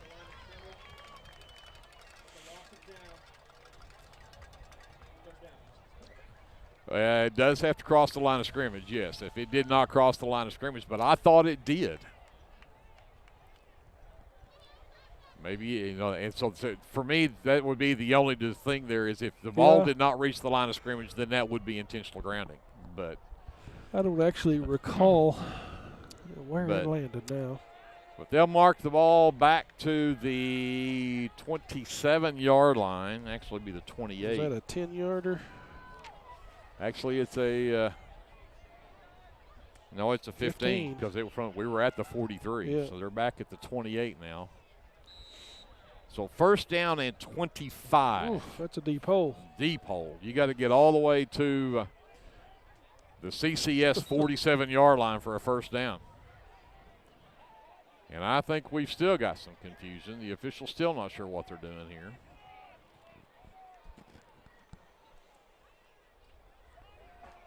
Trips right. Nobody split left. Taylor is the lone setback with Ramming from the shotgun. First and 25 for the Leopards. They're on 28. Ramming calls for it. It's a jet sweep left. He cuts up inside. He's got blockers out front. He's got the 35, the 40, and then run out of bounds. And flag way over here on this side. This flag came in from way behind the play and well after he went out of bounds. And I'm going to bet they're going to call a hold or a block in the back.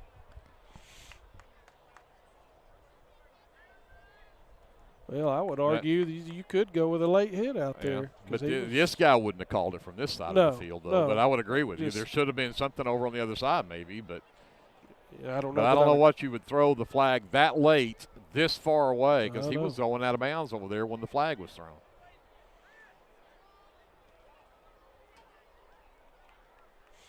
They're going to wave off the flag. Well, that's a plus. No flag on the play. So they mark the ball at the Leopard 41-yard line. So that's a 13-yard run that time for Ramming. Well, that's a little more manageable. Second down and 12 now. It's going to be third down and 12 because that was a loss of down a while ago. I forgot on the grounding. So it's third and 12.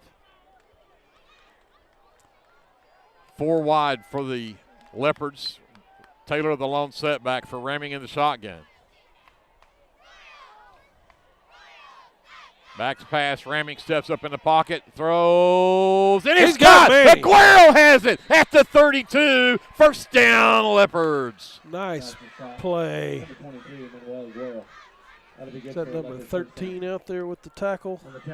Tag Holt. There's a third down conversion for your stats. You betcha. At the CCS 32, that is what, 27 yards on the reception for Aguero. Well, that is a rather large hole we just dug out of. Big time.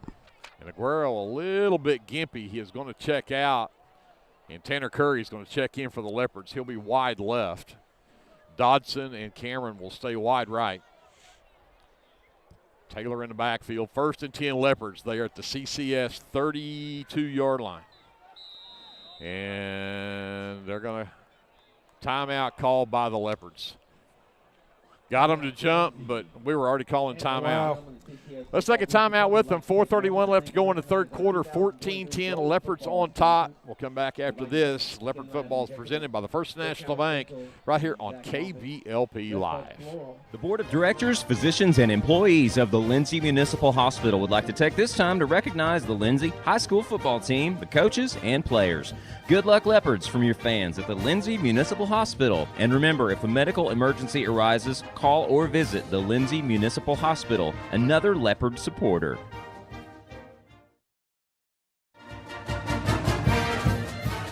The First National Bank of Lindsay is proud to be a sponsor of tonight's football broadcast.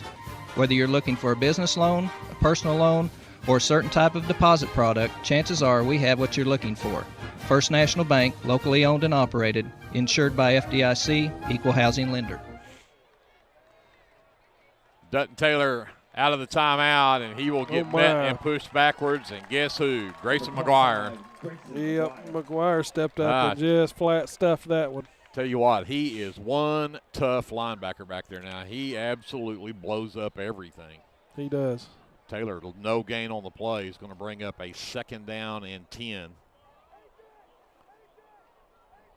Leopards at the CCS 32. Cameron and Tanner Currier split right. Dodson left. And again, Taylor looking for a hole, not going to find one, and he's going to lose yardage back. They're going to give him a favorable spot. I'll take that. They're going to say the loss back to the 34. But it's 3rd down and 12 now. I think I would find something different to do there. They've stuffed us twice on that one. Yeah, they have. Right side of the line there is just having a real hard time handling number 70, number 72 down there. Those are some big old boys. Yes, they are. Justin Scarrow and James Peterson, excuse me. Twins left, single receiver right, back to pass. Ramming, they'll throw the bubble screen for Aguero. He's got blockers and speed. He's got the 25, and he'll be pushed backwards as he gets to the 24. He's not going to have enough for the first down. They're going to be about 2 yards short. Looks like it. And that was Grayson McGuire, again, saving that one from being a much larger play. Very athletic open field tackle for him. So Leopards with a 4th down and 2. They will go for it here.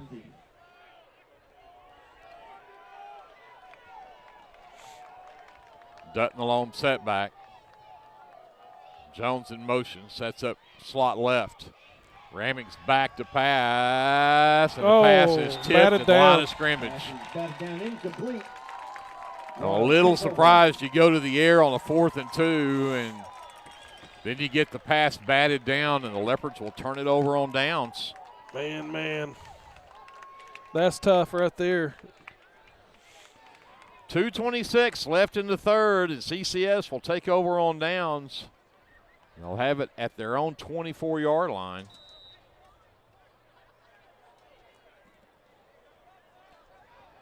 McIntosh will bring them onto the field.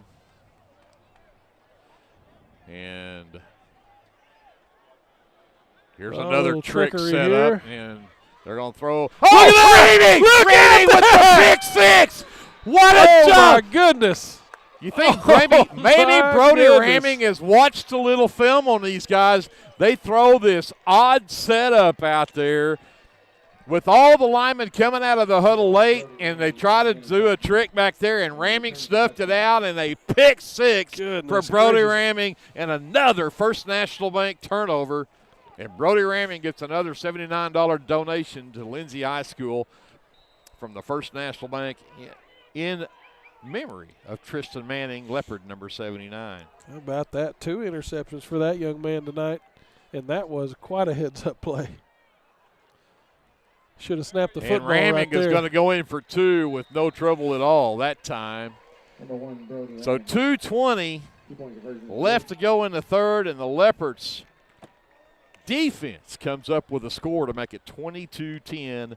Leopards on top. I'm going to send it over to JD. We'll be back after this timeout here on KBLP Live. Get your game day, or any day, off to a great start with Hot Mess Coffee at 213 South Main in Lindsay. Hot Mess Coffee Co. offers coffees, lattes, teas, and other tasty beverages, plus great food, too. Good luck to the Lindsay Leopards from Hot Mess Coffee Co. and Java House Realty at 213 South Main in Lindsay. Jake Shortstop offers gas, snacks, ice cream, pizza, subs, wings, and the coldest drinks in town. Everyone at Jake Shortstop says good luck to the Lindsay Leopards this football season. For all your repurposed furniture and other treasure needs, check out Junkin' with Janet's booth at Backroads Boutique on Main Street in Lindsay. Mr. and Mrs. J would like to wish the Lindsay Leopards a great football season. Go Leopards! A little breathing room. Junior Perez has it teed up for the Leopards as they've gotten a little bit of breathing room here. 22-10 Leopards, 2:20 left to go here in the third.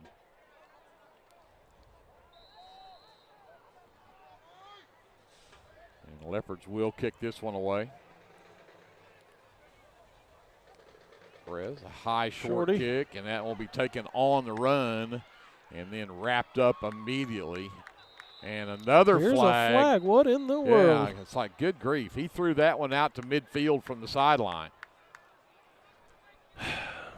Saw something in the pile he didn't like, apparently. Yeah. Well, but that was behind the pile. I mean, I don't know what he can see from there anyway. We're fixing to find out, I guess. Pretty good arm on that referee, though. No kidding.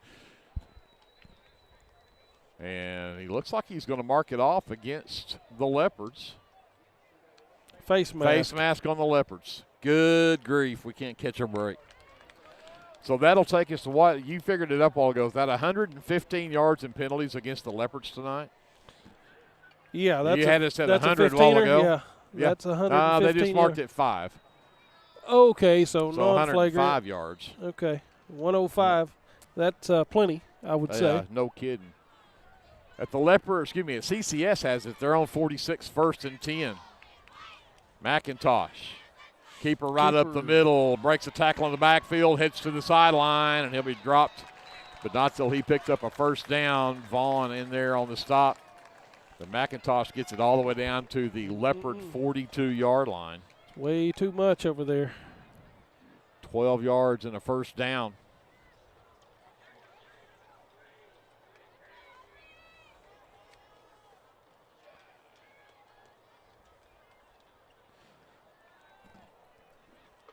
McIntosh with 3 receivers left, 1 right.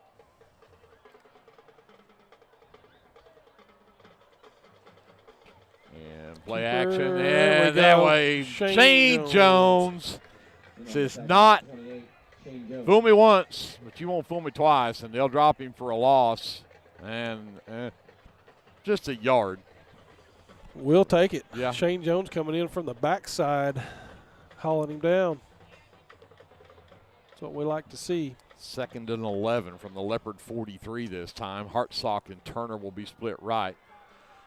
Jennings and Bradshaw split left. And McGuire in the backfield this time with McIntosh.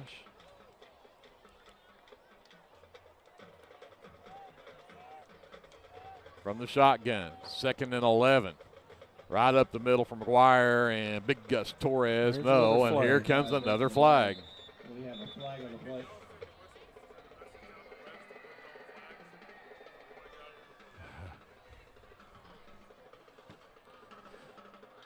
Holding on the offense. That's an unusual one. It actually went on CCS this time. But,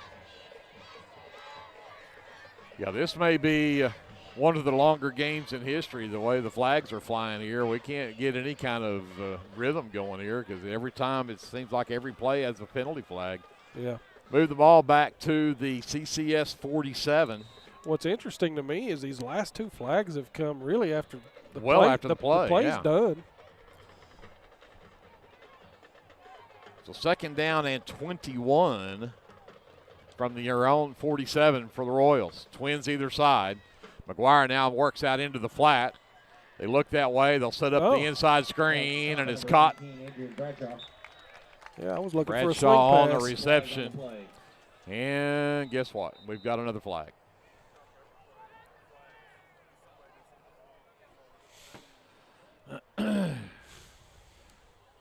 Reception from Bradshaw got it down to the Leopard 45. It still was well short of the first down, but we, again, are going to have a conference about a flag.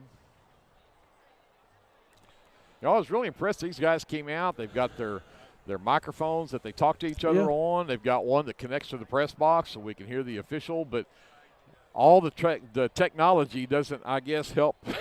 I guess not. These guys have a tough job to do. No, and they do. I hate to ever. Yeah, I agree. I just knock what they're doing, but I mean, it's hard to not so say many that of this is these that it ought to excessive. be pretty open and shut cases. It was holding or it wasn't. It was interference or it wasn't. Yeah. It was offside or it wasn't. I mean, to have a 2-minute discussion about a holding call.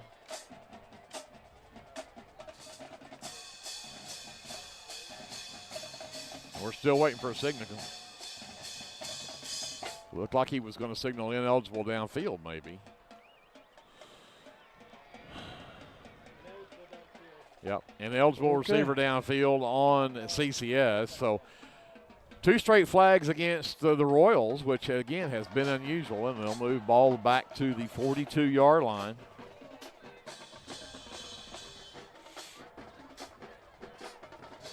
Second down and 26 now.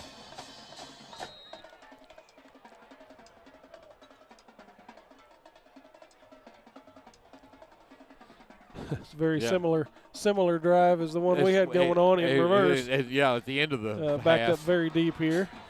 Twins either side. McIntosh from the shotgun. 2nd and 26. Back to pass. Looking over the middle of the field, and oh, what a catch. I don't have any idea how Hartsock came up with that, but he did at the Leopard 41. The sad part is he's still 9 yards short of a first down. I mean, that was a great catch because I think he went about 8 feet in the air to come down with that. I don't even think that was to him. I would agree, but I think it would have been incomplete if he hadn't caught it. 3rd down and 9.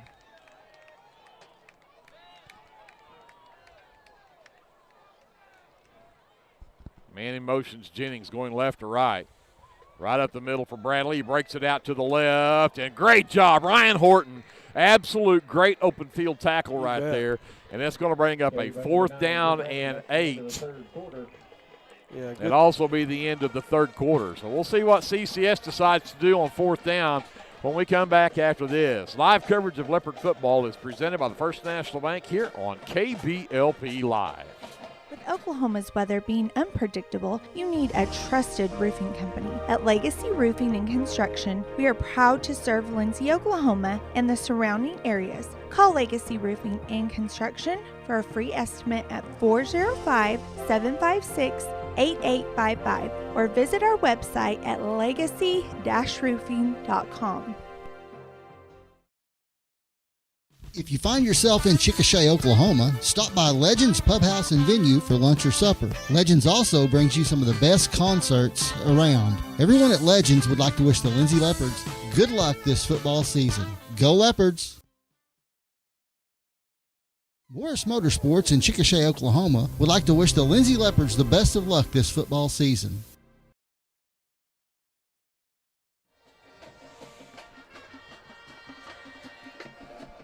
So we are back. It's going to be a 4th down, and they put the ball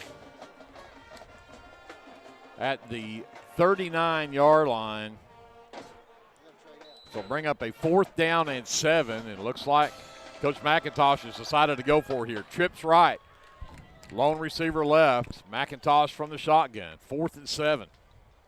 Back to pass. Leopards bring pressure. Then they get him down. No, he's headed to the sideline, and he will not get a first down. Leopard defense did what they had to do there to get the ball back. And good job. Ethan Childers chasing that quarterback out there all the way to the sideline. So the Leopards will get it back with 11:52 left in the ball game, and they'll have it at their own. Let's see where they spot that. Right at the 40-yard line. So 1st and 10 Leopards, their own 40. They need to take a lot of clock and put some points on the board. Yes, sir. Aguero and Dodson are going to split left. We got to get back to getting some good movement up front. Vaughn in the backfield with Ramming. And Vaughn right over the right side breaks it out, and he gets all the way out to the 45. And, of course, the guy on the far side is going to mark him at the 44, pick up a 4 on the play for Jacob Vaughn. That's what we need right there, 4 yards, a pop, all the way down the field. Chew up this clock. Good sustained drive here. 2nd down 6. Shane Jones will now join Aguero and Dodson split left. Now Jones moves in motion left to right, sets up in the slot. And again, Vaughn right up over the right side, and he'll have a first down and get in all the way down to the 48-yard line as he drug 3 or 4 defenders with him across the 50 to the 48 for a first down. That's a tough run right there. Big time.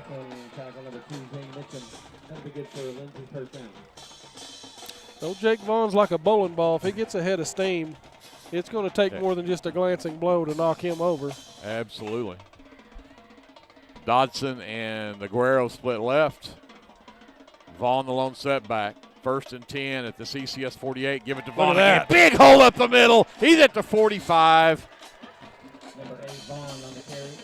And he'll have it down to the 36-yard line. The Leopards are looking to go fast right here, actually. This is what Lindsay football looks like. Old school. Up the gut. Bruising right up the middle. Vaughn having a big game. 12 yards on that carry. Another first down at the CCS 36-yard line. Counter this time, Vaughn again, and just knocking people over and dragging them down the field. He gets across the 35 down to the 33 and picks up 3 more yards. Yeah, well done. That should have been something that should have been nothing. Yeah, it should have been 2 or 3 yards shorter than that. Number 55 finally getting the tackle there for CCS, Grant Haney. But not before he got drug a yard or 2. 2nd down and 7. Again, wide receiver either side. Vaughn the lone setback. Now they'll bring Dodson in motion from right to left, but they'll give it to Vaughn. He'll break it outside, cuts it back up. And a flag. Another flag flies in. Got to the 30, but I have a feeling we're going to have another hold on the Leopards coming back. Maybe I need to go figure out what these guys think holding is. But, you've always heard, though, you could always say you could call holding on every play, just about, Yeah. But these guys don't have to take that literally. Right. And generally speaking, these linemen, they do grab each other an awful lot. As long as you have your hands in tight around the numbers, you're usually not going to get called. If your hands get outside, out on the shoulders, that's where it's easy to see, and that's where you'll get dinged for it. But yeah, in other words, if that's a hold, they mark it off 10 yards, let's go back to the plan. But they do mark it all the way back to the 43-yard line. So it'll be 2nd down and 17 now for the Leopards.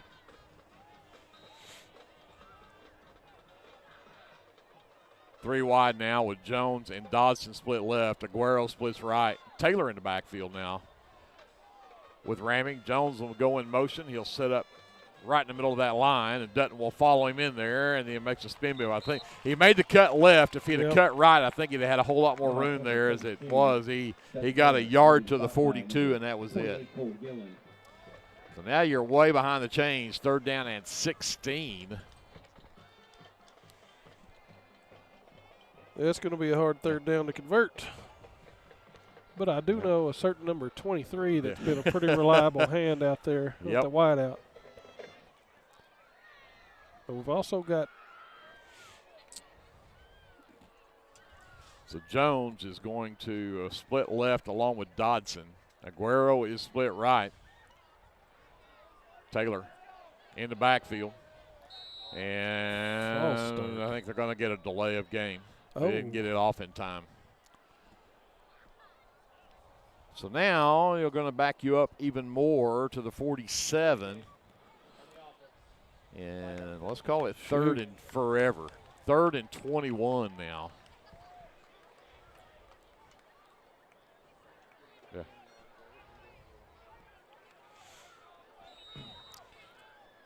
Well, what do you think here? Run it between the tackles, or no? I'm thinking you're gonna. I think you're gonna look for Aguero, but they're gonna go with a cover 2.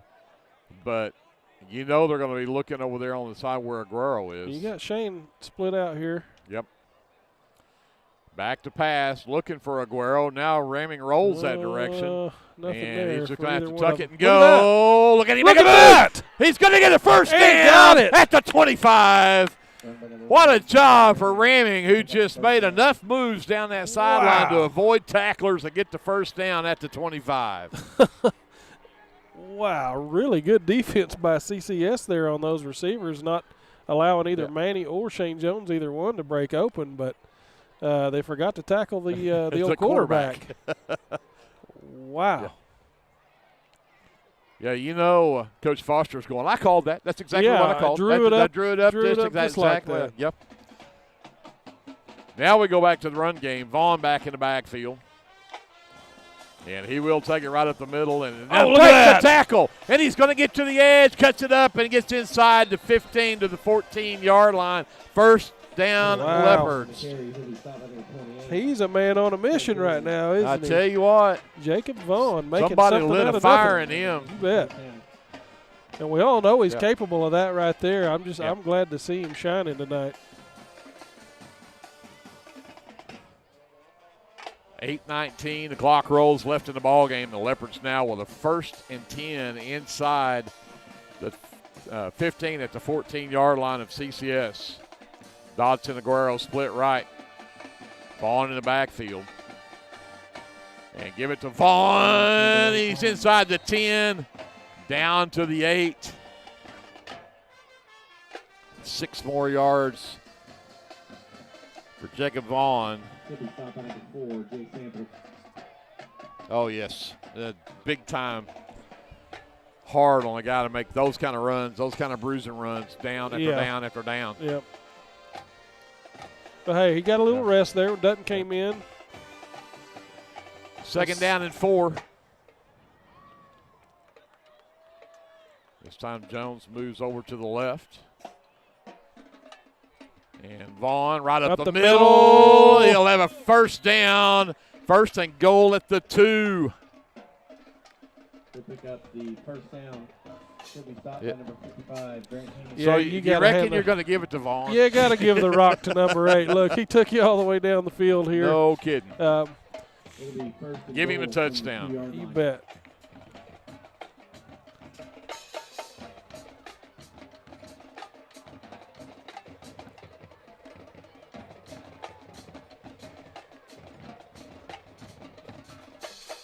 Vaughn has it, and he's in, standing up for the touchdown. Jacob Vaughn, the 2-yard touchdown run, and now the Leopards might begin to breathe a little bit. Yep. Nice job right there finishing that off. Very, very fortunate to recover from that deep, deep hole we were in there with Brody getting us that first down, and Jacob Vaughn just took us the rest of the way on in. 2-point conversion attempt here for the Leopards. Ramming will keep it himself, and he will follow Vaughn into the end zone untouched. 6:52 left in the ball game. 30 to 10. Leopards up by 20. We'll be back after this timeout. Leopard football is presented by the First National Bank here on KBLP Live. Hey, Lindsay community. My name is Christian Torres, and I am the minister for the Lindsay Church of Christ. We would like to invite you to come and worship with us on Sundays at 10:45 a.m. and Wednesdays at 7 p.m. We're located at 1205 West Cherokee Street. Here at the Lindsay Church of Christ, you will find the truth of God's Word, spoken in love, and a group of people who love God and one another. Do you have a Bible question? Well, we have a Bible answer. Come and worship with us and be edified at the Lindsay Church of Christ.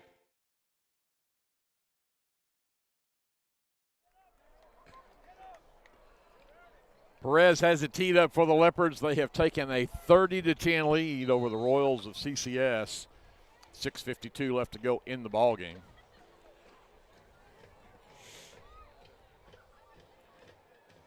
And the fair catch called for and taken somewhere in the area of the 35-yard line. So that's where CCS will take over 1st and 10.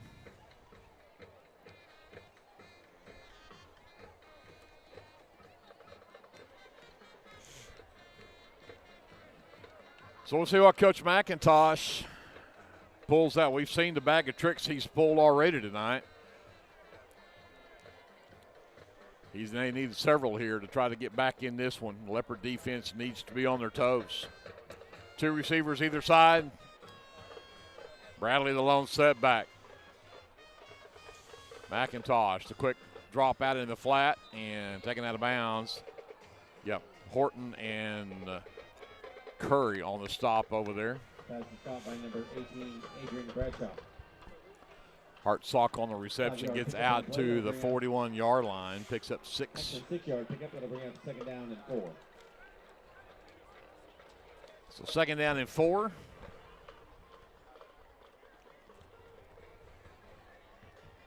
course, went out of bounds, stopped the clock with 6:47 left. Hartsock and Holt will be split right. Bradley in the backfield with McIntosh. 2nd and 4. Back to pass, looking over the middle, got it covered. Now he'll throw out in the flat, caught by Bradley. And Maguero with the great. And a flag. Yeah, you can't bow up against the defender after you knocked him down, and they're going to call unsportsmanlike on Aguero. So you got him for a big stop, and now you're going to give him a 1st down off of the penalty. Yep, that's can't just taunt the players. Yep, that's a mental breakdown right there. You just cannot do. Great play by Aguero. I mean, absolutely. He had the guy covered over the middle of the field, and when they throw it to the flat, he's the first guy there to grab him. Yep. But personal foul. How is that a personal foul? I would get unsportsmanlike, which I mean ultimately results in the same thing, but I don't think you can call that as a personal foul. Maybe unsportsman. Yeah, I guess they can. I mean, the result is the same. You still, it's 15 yards and a 1st down, but right. I don't. Yeah. Yeah, that's. I mean, you've got a personal foul on you now that wasn't a personal foul. That came in after the play. But the penalty will move the ball all the way to the Leopard 47-yard line.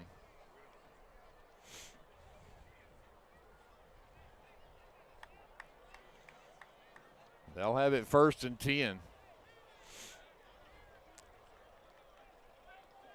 Bradshaw split left along with Hartsock. Holt, the lone receiver, right. McIntosh from the shotgun. He's going to roll left. Looking that way. Picked off! Ryan Horton with the interception. That's intercepted. Another First National Bank turnover. Another $79 donation headed to Lindsay High School. This time in the name of Ryan Horton, who picks off Tyndale McIntosh. Is that his 3rd interception that he's thrown tonight? Yes, sir. 2 to Ramming's Brody. got 2, and now Horton's got 1. Just looking at Squirtle here, Greg, and Millwood's taking the lead 22-20 over OCS. 4 minutes left in the 4th. Interesting turn of events.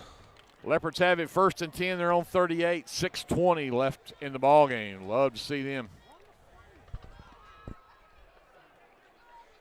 take the rest of this time off the clock here and put another one in the end zone. I'm going to give it to Dutton Taylor, headed left, cuts it back up inside, and I'm not sure he even got back to the line of scrimmage. I think they are going to give him that for no gain. We'll call it 2nd and 10 at the 38. Mr. Grayson McGuire met him at the line of scrimmage.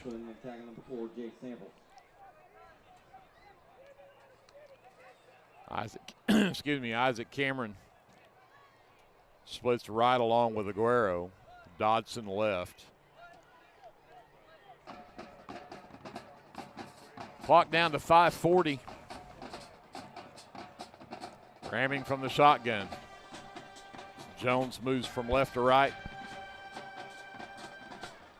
Taylor over that right side. He breaks it outside. He's at the 35, the 45, the 50, and now into Royal territory at the 48-yard line.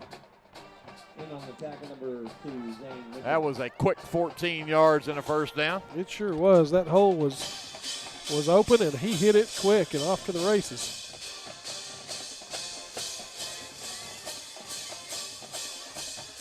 That's what I like about Taylor, man. Whenever he's got the open hole, he can cover ground really fast. In a hurry. Yep, looks like we got Klinkman in the backfield now. Ramey hands it to Klingman right up the middle. He's got a big hole. He's at the 40, and he'll have a first down. Look at there. All the way down to the 37-yard line.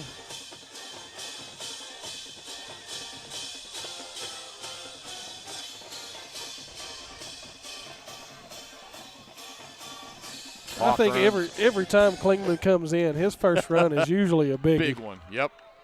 That was 11 yards and a first down. Good way to start. Klingman stays in. Good average so far for Klingman. 11 yards carry. Ramming lets that play clock get down under 10. Give it to Klingman again. Spin move, and then gets wrapped up at the 35. So just a couple that time for Caden. Second down and 8. Yep. Yeah, I lost some headgear on that one. I played for Coach Tommy Holt. He called it headgear. Headgear? Yes, not sir. a helmet. It was headgear. It was not a helmet. It was headgear. Trips left this time. Dodson, Aguero, and Cameron. Klingman the lone setback.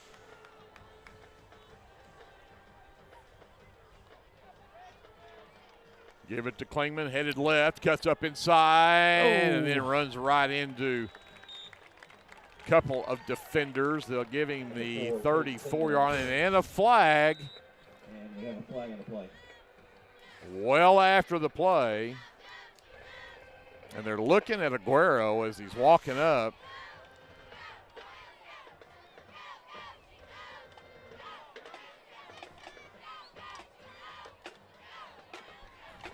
.340 left in the ball game, but we've got the clock stopped again while we have another conference about a penalty here.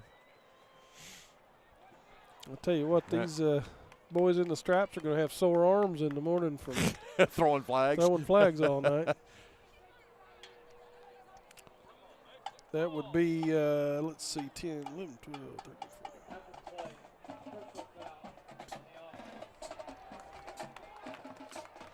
14. Personal foul. So they're going to call a 15-yarder on the Leopards for a personal foul after it. They're going to move the ball out to the 49-yard line.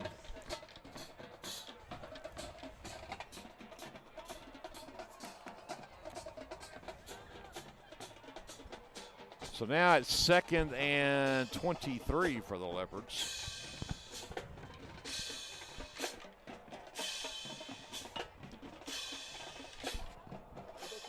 Curry and Cameron will be split right now as Aguero is checked out. Dodson is split left. Vaughn back in at running back. That was personal foul on Manny. That's 2 for him. Yeah, if that's who they called it on.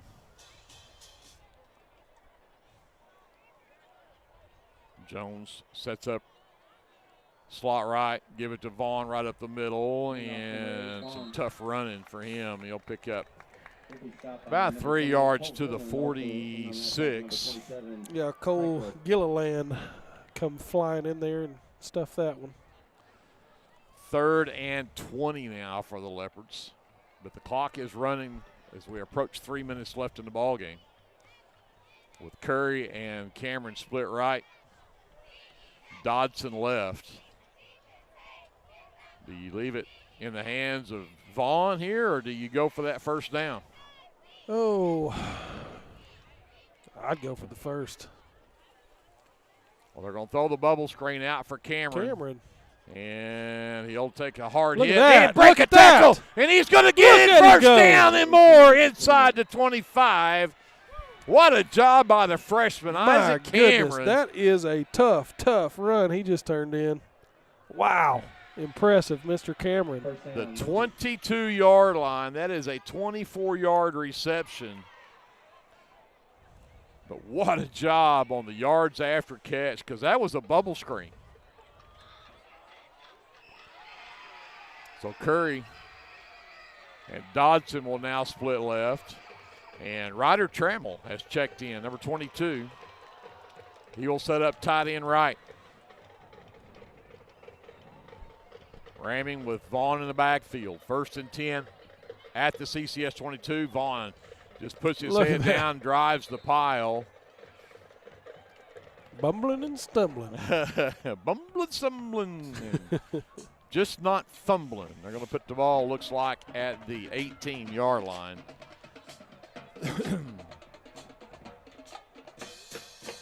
Pickup of 4.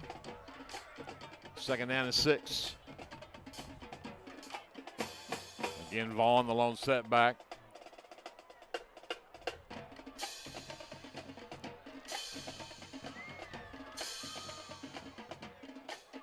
Vaughn sidesteps. He gets to the 10 and to the 9.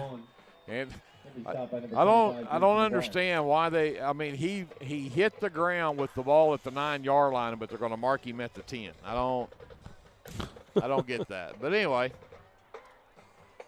it's still 1st and goal from the 10.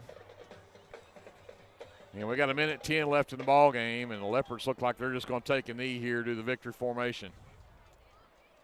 Let the play clock get down. This one will put it down. Probably have to snap it a couple of times here, but the Leopards are going to get out of here with a 30-10 win over, I tell you, and I think Eric was the one who said to me a while ago before the game started, when you look at CCS and how athletic they are and how good they are, why are they only 2-5 and now 2-6? Yep. I mean, they are a very good ball club. They are. They've got a lot of good weapons. They've played some good defense here tonight. Yes. We've extended a couple of these plays where they've these drives where they've defended us very well. Been able to extend them on some, some long runs. The one from Brody comes to mind, then that one there from Isaac Cameron. So again, Ramming will take the knee, and that'll be the final play of the ball game. The Lindsay Leopards will improve to 5-3 on the season, 3-2 now in district play, and put themselves in a really good position to be able to hang on to that third place spot for the postseason. So let's send it over to JD. We'll take a timeout, and we'll come back with our officially unofficial stats and wrap it up from Norman right after this timeout on KBLP Live. If you have a hankering for the best barbecue in South Central Oklahoma, then get yourself down to the Meat Locker Barbecue in Lindsay. Every Monday, Thursday, and Friday, located just off of Highway 19, 106 Northwest 4th. At the Meat Locker, we work hard to bring you the most consistent, delicious, slow-smoked barbecue around at a price that won't break the bank. And don't forget, we cater too, and we'd love to do the cooking for your next event. So come see us or give us a call, 405-428-1198, and visit our new website at meatlockerbbqok.com for the latest Meat Locker merchandise. We're proud to sponsor this broadcast of Lindsay Leopard Athletics and want to wish all the students, faculty, and staff a successful year.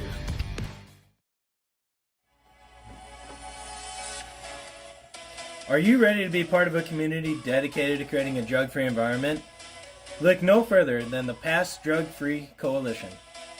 Hey, have you heard about PASS? It's a coalition that brings together individuals, families, schools, businesses, and community organizations all working towards one goal, a drug-free community. That's right. The PASS Drug-Free Coalition is committed to preventing substance abuse and promoting healthy alternatives. We believe that together we can make a positive impact on the lives of our community members. By joining PASS, you'll have access to valuable resources and support to help you create a safer and healthier community. From educational programs to awareness campaigns, we're empowering everyone to take action. And it's not just about prevention. PASS also provides support for those who are recovering from substance abuse, connecting them with the necessary resources and assistance they need to get back on track. So, how can you get involved? It's easy. Visit our website at www.passdrugfree.org or at PassDrugFree on social media and learn more about our upcoming events, workshops, and initiatives. Together, we can create a community where everyone has the opportunity to thrive, free from the harms of substance abuse. Join us in making a difference. Remember, the power to create change starts with you. Join the Pass Drug Free Coalition today, and let's build a brighter, drug-free future together.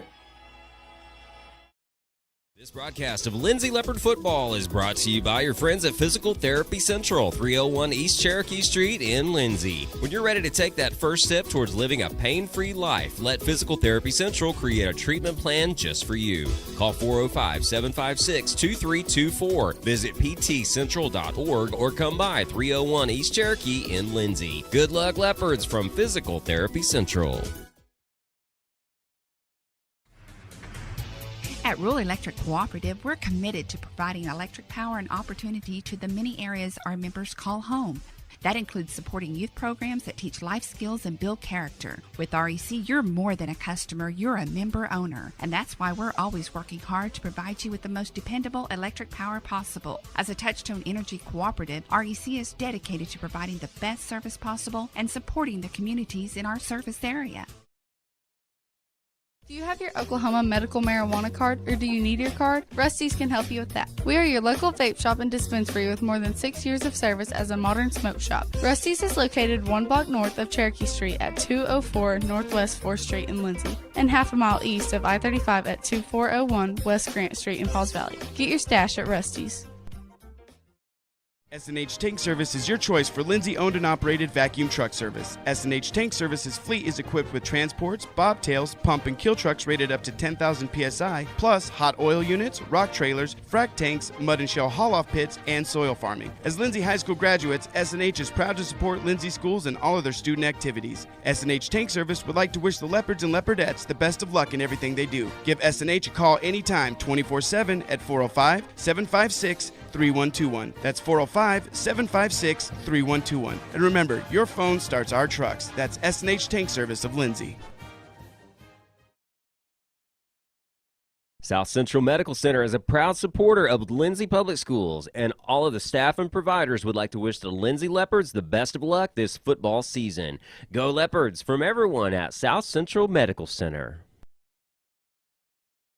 The Shopper News Note isn't just another paper. The Shopper News Note is a weekly publication that arrives in your mailbox every Wednesday for free. The Shopper offers free Shopper Topper advertisements, as well as news notes and classifieds. And everyone at the Shopper wishes the Lindsay Leopards good luck this season. Go Leopards!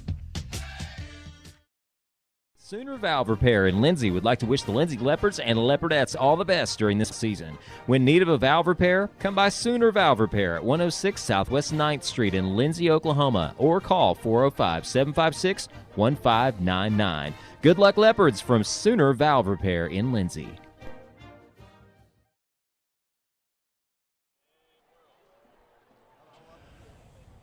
We are back here in Norman to wrap this one up. The Leopards with a 30-10 win over the Royals of CCS. The Leopards improved to 5-3 on the season, 3-2 in district play, and the CCS will now drop to 2-6 and 2-3 in district. For the CCS Royals, again, these are all completely officially unofficial stats. But I have CCS with 71 yards on the ground, 39 from Drew Bradley on 8 carries, and then 31 yards on 5 carries from Tyndale McIntosh on the ground for the Royals. And then through the air, I've got McIntosh 14 of 18, 150 yards. He did have 1 touchdown, but he threw 3 interceptions tonight. And leading the way was still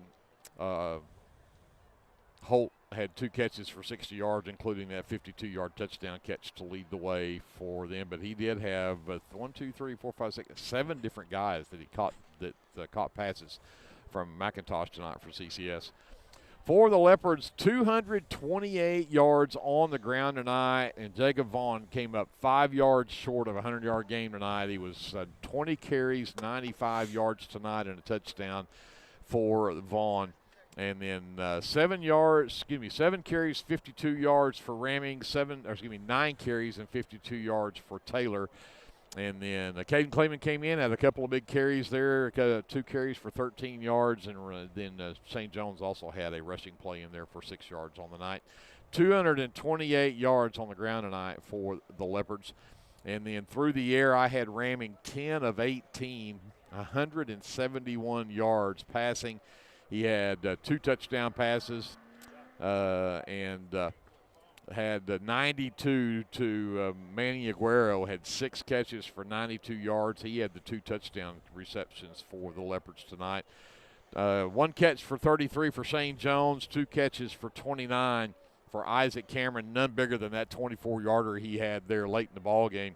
And then 1 catch for 12 yards for Brody Ramming, who caught a pass from Manny Aguero there in that first half. But 171 yards through the air for the Leopards, comes out with 399 yards total offense. I think I may have told you 299, but 228 on the ground, 171 through the air, and it is 399 yards of total offense for the Leopards. We'll send it over to Andrew to talk about some of the final defensive numbers. All righty. I'll start with Community Christian. First of all, I want to mention Grayson McGuire. Can't say enough about this guy. 10 tackles solo from the linebacker position. Man, he was on a mission. He was all over the place. A really good job, and I wanted to mention him personally. Also, Zane Mitchum from that safety position. We tested him hard tonight. He saw a lot of action, got 8 tackles out there. Many of those were very athletic, so good job, Zane. Cole Gilliland turned in 6 tackles. Braxton Hartstock. These guys played a pretty good ball game defensively against a tough opponent. The Leopards there in the second half finally bringing it on with that rushing game, and Jacob Vaughn just chewing up yards there toward the end. But those guys held their own very well, and they should be proud. Overall, again, as Greg mentioned, Community Christian giving up 399 yards ultimately on 59 plays and they allowed 6.7 yards per play. So they decreased their production defensively, and they're in the second half. They were still pretty good on third down, only allowing 4 conversions on 11 attempts by the Leopards. Penalties-wise, they had 4 penalties for 40 yards. For the Leopards, good games out of Ryan Horton, out of Manny Aguero, out of Shane, and a number of other Leopards, but those were your leading tacklers on the night. Ryan with 6 and Manny Aguero with 6, Shane with 5 with a couple of tackles for loss, also in a fumble recovery. Big story was Brody with those 2 Brody Raymond with those yes. 2 interceptions. That doesn't happen very often, to come up with 2 defensive grabs. One of those was a pick 6, so yes. And a very impressive one at that. So great job from Brody there, and I don't want to discount Ryan Horton's pick there toward the end of the game to really help us take control of the football game.